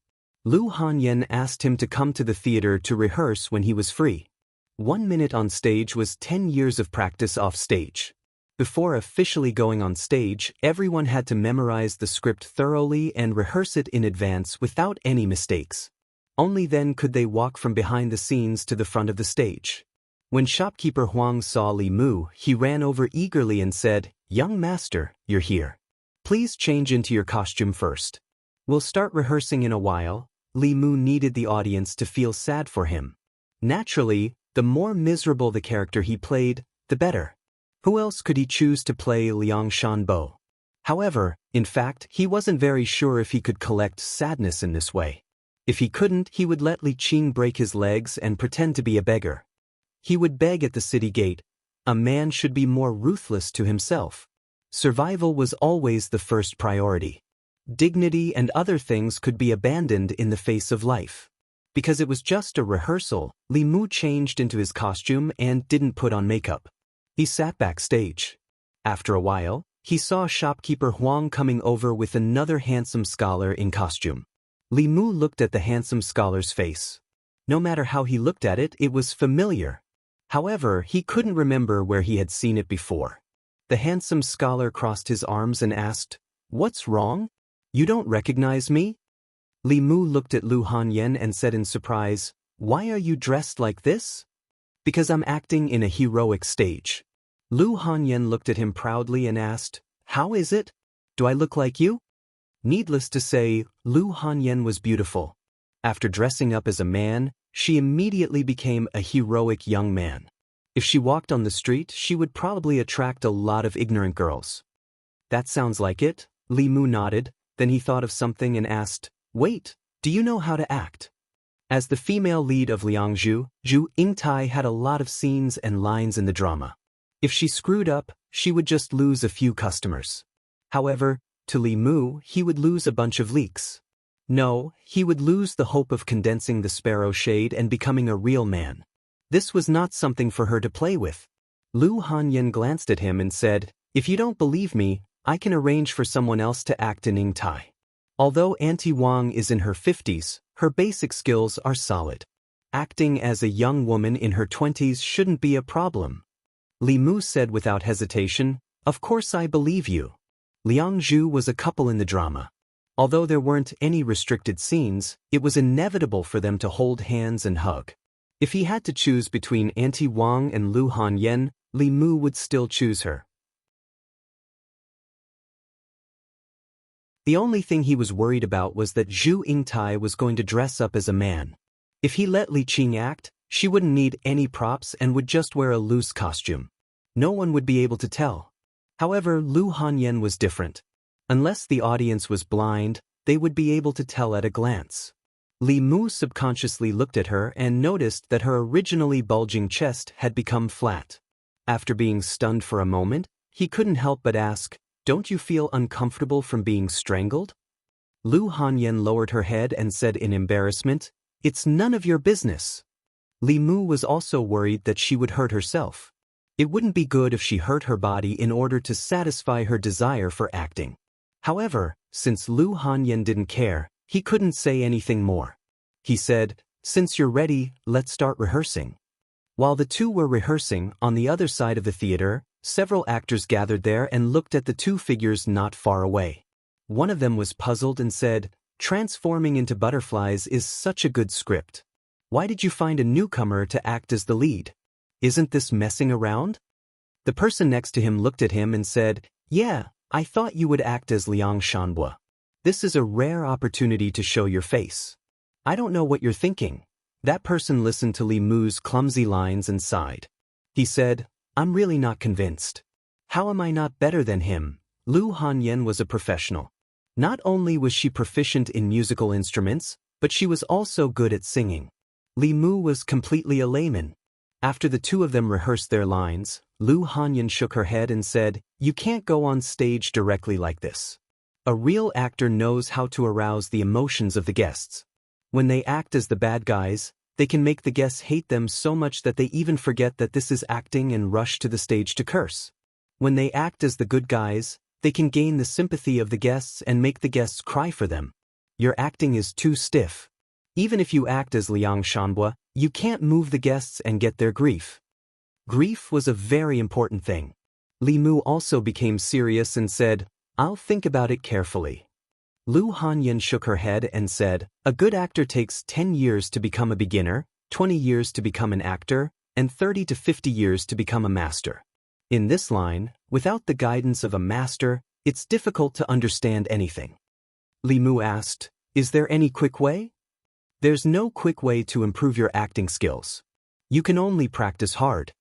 Lu Hanyan thought for a moment and said, Come to my room tonight. We'll rehearse our lines as many times as possible. On the other side of the theater building, the young man just now lowered his head and said, I'm convinced. Li Mu thought that he could gain the grief of the guests by acting as Liang Shanbua.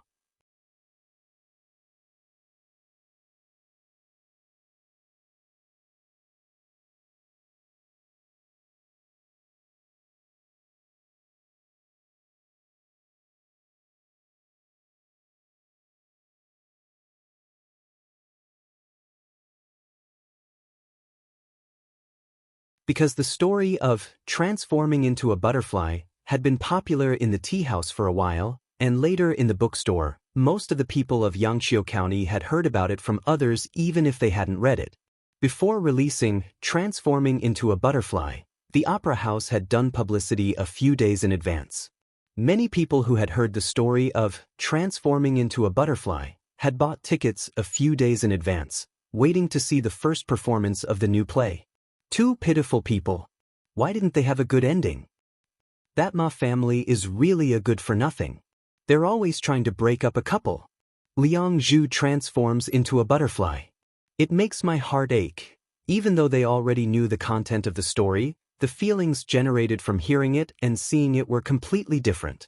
The actors acted out this poignant love story vividly, incisively and vividly, when they saw Uncle Shanhua die of illness, Yingtai jump into the grave on the way to her wedding, and the two turn into butterflies and fly away. Their hearts were filled with deep sorrow. Some of the more emotional onlookers even shed tears. The curtains slowly pulled down, and the first performance of Transforming into a Butterfly came to an end. The audience sat below the stage. They were infected by the poignant sadness and shed tears of sadness. Li Mu stood on the stage, absorbing the endless sadness. He couldn't stop smiling. His idea was right. If he told the story of Liang Zhu purely as a story, he wouldn't be able to absorb other people's sadness. However, if he transformed into Uncle Liang himself and used his superb acting skills to let the audience put themselves in the situation and think that he was Uncle Liang himself, he would naturally be able to absorb other people's emotions. Appropriately guiding other people's emotions was cultivation. Excessive plundering was harvesting. After countless experiments, Li Mu had found a balance. He could ensure that he didn't cause any harm to those people's bodies when he needed it. This way, as the number of guests increased, he would only need 10 days at most to accumulate enough sadness to condense the sparrow shade in one fell swoop. Transforming into a Butterfly was a popular story in Yangqiu County. After Yunyan Pavilion moved it to the stage, guests flocked to it. Even though Yunyan Pavilion arranged 2 performances a day, it couldn't satisfy all the guests' needs. It wasn't until 10 days later, when most people had watched Transforming into a Butterfly once or even twice, that the number of guests in the theater gradually decreased. Early morning. Li Mu sprung up from the bed and subconsciously reached into the quilt. At this moment he had the urge to cry. In these 10 days he had asked for leave from Li Qing and performed 2 performances a day with Lu Hanyan, absorbing the emotions of hundreds and thousands of people. It took him 10 whole days to collect enough sadness and successfully condense the 3rd soul last night. The 3rd soul that Li Mu had been longing for a long time. This morning he once again regained his dignity as a man. The depression that had accumulated in his heart for the past 2 months was swept away. Li Mu opened the courtyard door and felt that the world had become much more beautiful. Creak! The courtyard door next to him opened and Lu Hanyan walked out with a basin of water. When she saw Li Mu, she was clearly stunned. Then she asked in surprise, "Why are you up so early today?" Li Mu let out a long sigh and said, "I can wake up in the morning from now on. Isn't it just waking up one day early? Why are you so proud?" Lu Hanyan glanced at him and suddenly said, "Right, the soul that was born from sadness seems to be called the sparrow shade. It sounds very strange. What does this soul do?" Li Mu waved his hand and said, "You're a girl. Why are you asking so much?"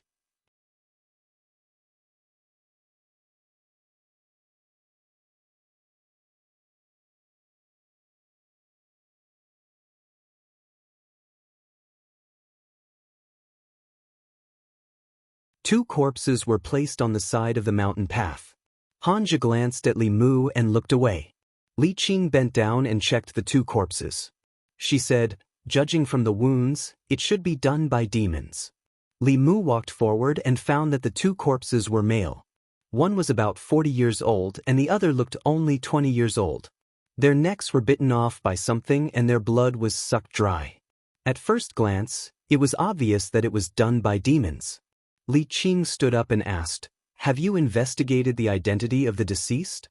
Hanja said, "It's been investigated clearly. They are the father and son of a hunter in this mountain. 2 days ago, they went hunting in the mountain. This morning, their bodies were found by a woodcutter who immediately came to the county office to report the case. Li Qing thought for a moment and asked, "Has the woodcutter investigated it?" Hanja nodded and said, "I checked with a magic item. There is no problem." He turned to look at the 2 corpses on the ground and said, "There is no trace of the demon at the scene. How should we investigate it?" When the county government investigated a case, there must be clues. For example, in the case of the weasel, it could be easily tracked down with a fulu based on the hair it left at the scene. In the case of the zombie in Zhang village, as long as one knew the habits of the zombie, they could also wait for the zombie to walk into the trap. There was no clue to investigate such a case without any clues. We can only start by investigating the nearby demons. Li Qing took out a demon-seeking talisman and threw it into the air. The fulu floated in the air, swaying left and right. After a while, it floated down again. Hanja shook his head and said, "There is no response from the demon-seeking talisman. There is no demon within a radius of 5 kilometers. It seems that the demon has already run away." Taoism had many magical spells that could be used in the process of investigating a case. For example, the shopkeeper of the 4 Seas bookstore. Even if he had denied it before, after being checked by the Zhang County magistrates, he still told the truth. According to the clues left at the scene of the crime, using the fulu or magic to find the murderer was a common method to solve a case. Even so, the county government still couldn't solve most of the cases every year. Li Mu's gaze swept past the 2 corpses. Soon, he shifted his gaze back with a doubtful look on his face. His heavenly eye could see through the 7 spirits of people. He couldn't see through Li Qing and Hanja because they had already refined the 7 spirits. There was no reason why they couldn't see through these 2 ordinary people. The only possibility was that the 7 spirits of these 2 corpses had already dissipated. After a person died, the 3 spiritual souls would dissipate immediately. However, it would take 7 days for the 7 spirits to dissipate. Even if the hunters had been killed for 2 days, there should be at least 5 spirits left. However, when Li Mu checked with his heavenly eye, he found that there was not a single spirit left in the 2. He thought for a moment and looked at Li Qing. He asked, "Boss, when a demon sucks the essence and blood of a human, will it also suck away the 7 spirits?" Li Qing shook her head and said, "No, the 7 spirits belong to the physical body. If a low-level demon wants to obtain the spirit of a human, it will have to eat the human as blood food." Li Mu pointed at the 2 corpses and asked in confusion, "Then why are there 7 spirits gone?" Li Qing looked at him and asked in confusion, "You can see the 7 spirits of a human?" The 7 spirits were different from the 3 spiritual souls. Even a cultivator in the 3 middle realms might not be able to see through them at a glance. With Li Qing's cultivation in the spirit realm, she couldn't do this. Li Mu nodded and said, "I once learned a magical ability by accident. It can see through a person's 3 spiritual souls and 7 spirits." He glanced at Hanja and walked to Li Qing's side. He whispered a few words in her ear. Hanja really wanted to know what this magical ability was, but Li Mu clearly didn't want him to hear. He could only stand far away. The heavenly eye was only a magical use of mana. After Li Qing used the method Li Mu taught her, she looked at Li Mu. She saw that his body was flashing red, gray, and white. She asked in surprise, "You've condensed the sparrow Yin?" Li Mu nodded and said, "I just condensed it last night." Li Qing looked again at the 2 corpses on the ground. As expected, not only were their 3 spiritual souls gone, even their 7 spirits were gone. Her expression became serious and she said, "This is not a simple case of a demon harming a human. Let's have someone carry the corpses back to the yamen."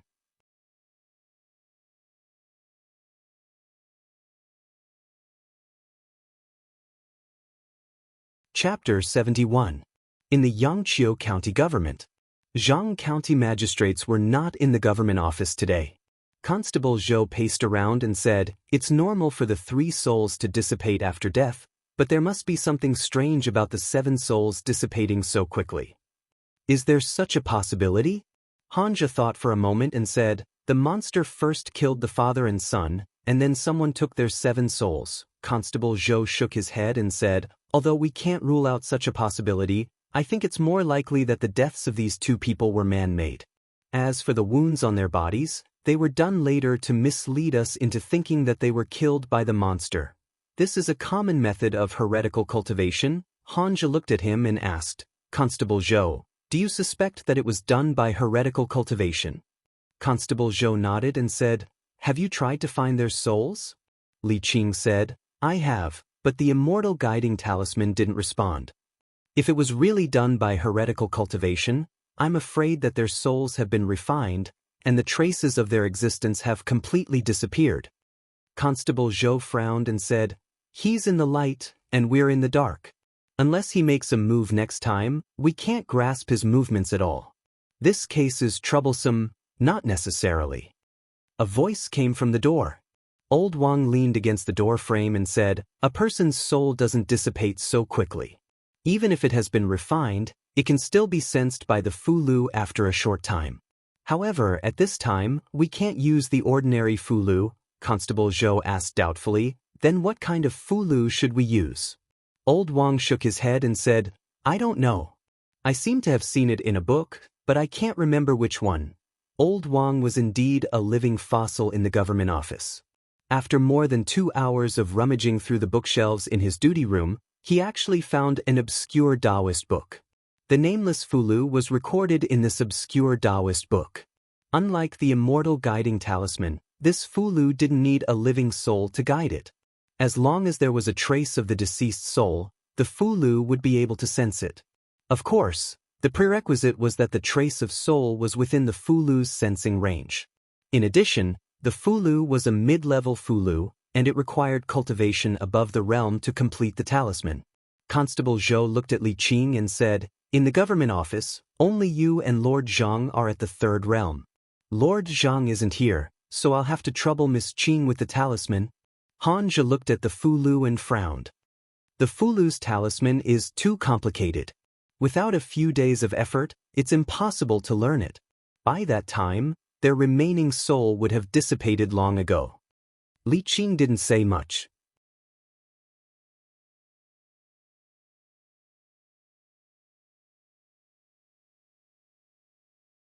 Li Mu landed in front of the courtyard. He looked up and saw the plaque in front of the gate with the words, Ren Mansion, written in gold. Great Zhou's laws stipulated that officials couldn't easily break into private residences. Hanja went forward and knocked on the door.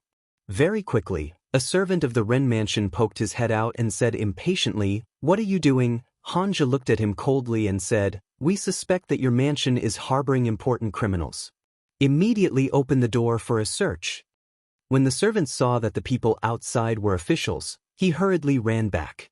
Hanja pushed the door open and entered. Li Qing and Li Mu followed behind him and walked out. Just as they entered the Ren residence, someone ran out from the back of the residence and said in a panic, my lord, I was in the wrong the previous time. But you have beaten me and punished me. My 4C's bookstore has even closed down. Why are you still here? Li Mu was also a little surprised to see the shopkeeper of the 4C's bookstore. Shopkeeper Ren. Hanja obviously recognized him and asked, is this your home? It's this commoner's residence. Shopkeeper Ren nodded his head repeatedly and asked with a bitter face, my lords, what is the matter this time? This commoner has been obediently staying at home these days and hasn't even left the house. Li Qing looked ahead and said, inside. A serious criminal escaped here. Wait for us to search first. Hanja said to Shopkeeper Ren and strode inside. A serious criminal. When Shopkeeper Ren heard this, his expression changed and he immediately said, my lord, you must search carefully. Don't miss anything. In the deepest part of the Ren mansion, in front of a single courtyard, the courtyard door was tightly shut. 2 paper cranes were fluttering in front of the courtyard door. Li Qing waved her hand and the 2 paper cranes flew back into her sleeve. Hanja stood at the courtyard door and asked, who lives here? Shopkeeper Ren said honestly, it's my son. He just became the disciple of an immortal master a few days ago and has been cultivating at home. The criminal shouldn't have run here. Hanja walked forward and said, let's go in and take a look. Creak! The courtyard door was pushed open from the inside and a young man walked out of the courtyard. The young man had a handsome face and fair skin. He held a black cat in his arms and stood at the courtyard door. He looked at Li Mu and the other two and asked, "My lords, is there anything I can help you with?" The next moment, 2 paper cranes flew out from Li Qing's sleeve and kept circling above the young man's head.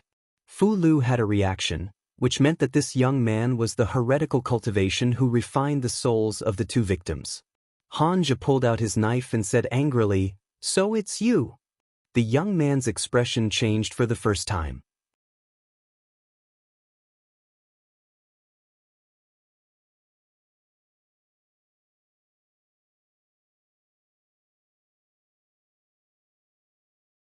Chapter 72. When did you become a monk? Which temple did you go to? Why didn't you shave your head? When did you shave your head? Are monks not allowed to marry? When Hanja saw the Buddhist light emanating from Li Mu's body, his face lit up with excitement as he asked a series of questions. "You're thinking about the peach." At this time, Hanja was still concerned about whether he became a monk or not. Li Mu was too lazy to explain. The golden light on his body became even brighter, completely illuminating a small area around the 3 of them. Beyond the golden light, there was still darkness. Hanja asked curiously, "What peach?"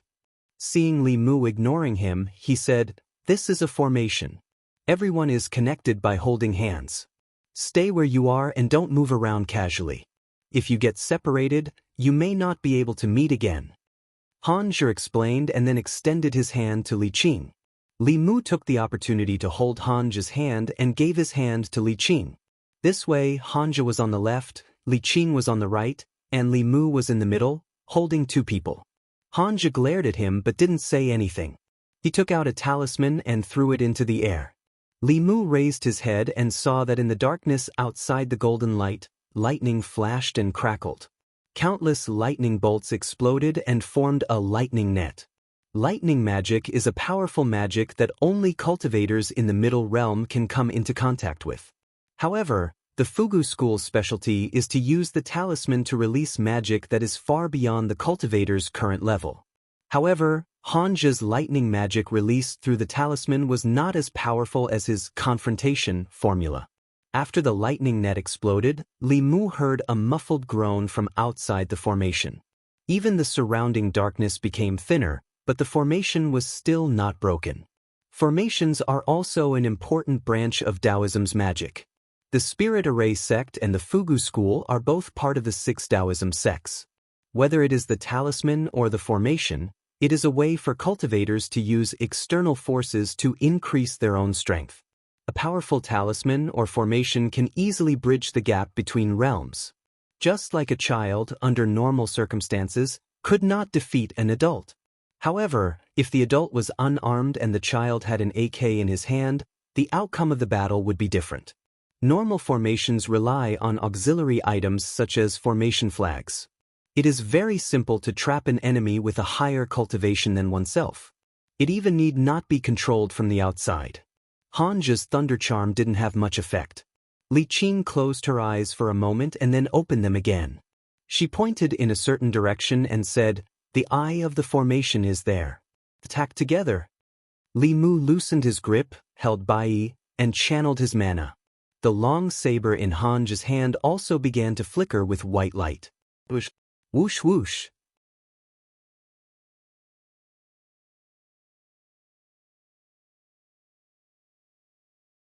Yuan agreed at that time. After that, Yuan came home and told me that I felt that cultivation was not a bad thing. So I agreed. Shopkeeper Ren looked at Li Mu in panic and asked, My lord, what happened?"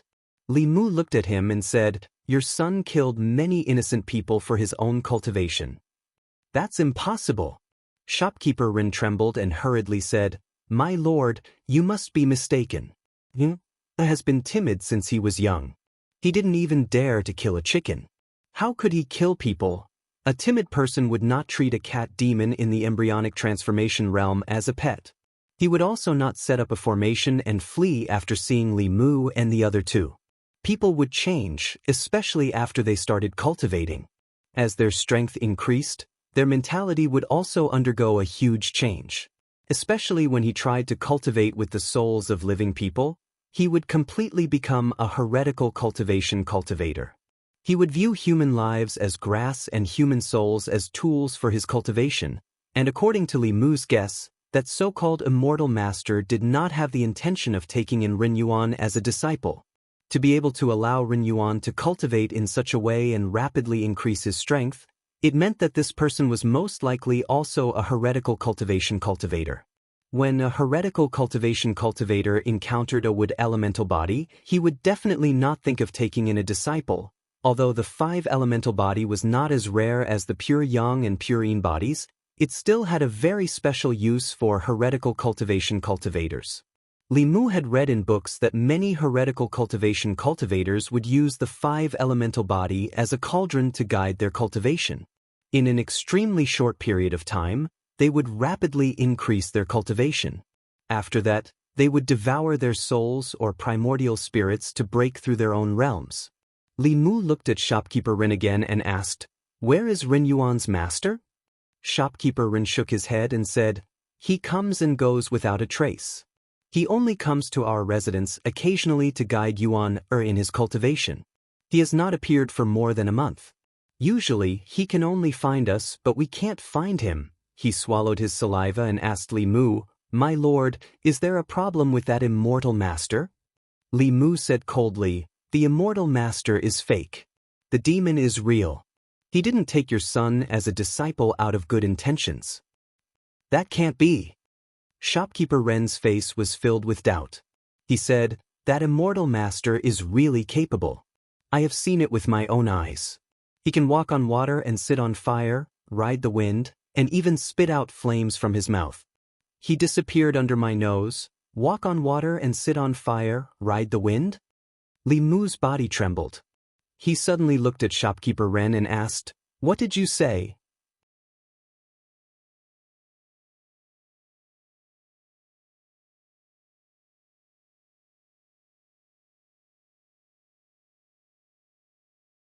Chapter 73. Shopkeeper Ren was shocked by Li Mu. He nodded his head in a daze and said, "Not only me, when the immortal master demonstrated these supernatural powers, many servants were also there. If you don't believe me, you can ask them." Li Mu didn't have time to confirm. He picked up the paper crane on the ground and disappeared on the spot. He chased after Li Qing and Hanzhe. Ren Yuan had a supernatural realm master who had already entered the middle 3 realms. He was a master who could practice dozens of high-level supernatural powers. Even if they didn't meet Ren Yuan's master, Ren Yuan wouldn't be able to handle some of the things a cultivator in the middle 3 realms casually gave him. He had to remind them to be careful, outside Yangqiu County, in the wilderness. After running for a long time, Ren Yuan stopped. He turned around and looked at Li Qing and Hanzhe who were chasing after him. He said coldly, "How long do you plan to chase me?" Hanzhe breathed heavily. He bent down and pointed at him. He said loudly, "Everyone has the right to kill evil spirits and demons. Even if you run to the ends of the earth, you won't be able to escape." Ren Yuan's face darkened. He secretly crushed a jade stone in his hand. A white light flew out from the jade stone and disappeared into the distance in an instant. After doing this, he took out a black flag and threw it into the air. The flag exploded into a cloud of black fog and shrouded Hanzhe and Li Qing. It instantly enveloped the 2 of them. Hanzhe's hands formed a seal and he quickly chanted, "Wind comes out of Gen Horn, earthly soldier deployment, Sun Fang's road ahead, evil ferocious wind, urgent as the law command." A gust of wind suddenly appeared beside him. However, the black fog wasn't like ordinary fog. The wind made their clothes flutter, but it couldn't blow away the black fog. Hanzhe was helpless. He could only throw out another guiding thunder talisman. Lightning flashed in the black fog. This fog was obviously of the Yin attribute. Under the lightning, it kept rolling and shrinking until it completely disappeared. Ren Yuan touched his bosom and threw out 2 more command flags. They turned into black fog and enveloped the 2 people once again. "He's stalling for time." In the black fog, Li Qing said in a low voice, "Although this person is in the assembled god stage, he doesn't seem to know much about Dao." Let's not waste any more time. Lightning flashed within the black fog once again, and Han's angry roars could be heard from time to time. A moment later, the black fog dispersed, revealing Han just sitting cross-legged with black fog swirling around his face. Ren Yuan's complexion changed. He reached his hand into his bosom, but didn't take out the command flag. Li Qing looked at Ren Yuan and slowly walked towards him. Suddenly, she stopped and her pupils shrank. A figure shrouded in a black robe appeared out of nowhere and stood quietly behind Ren Yuan.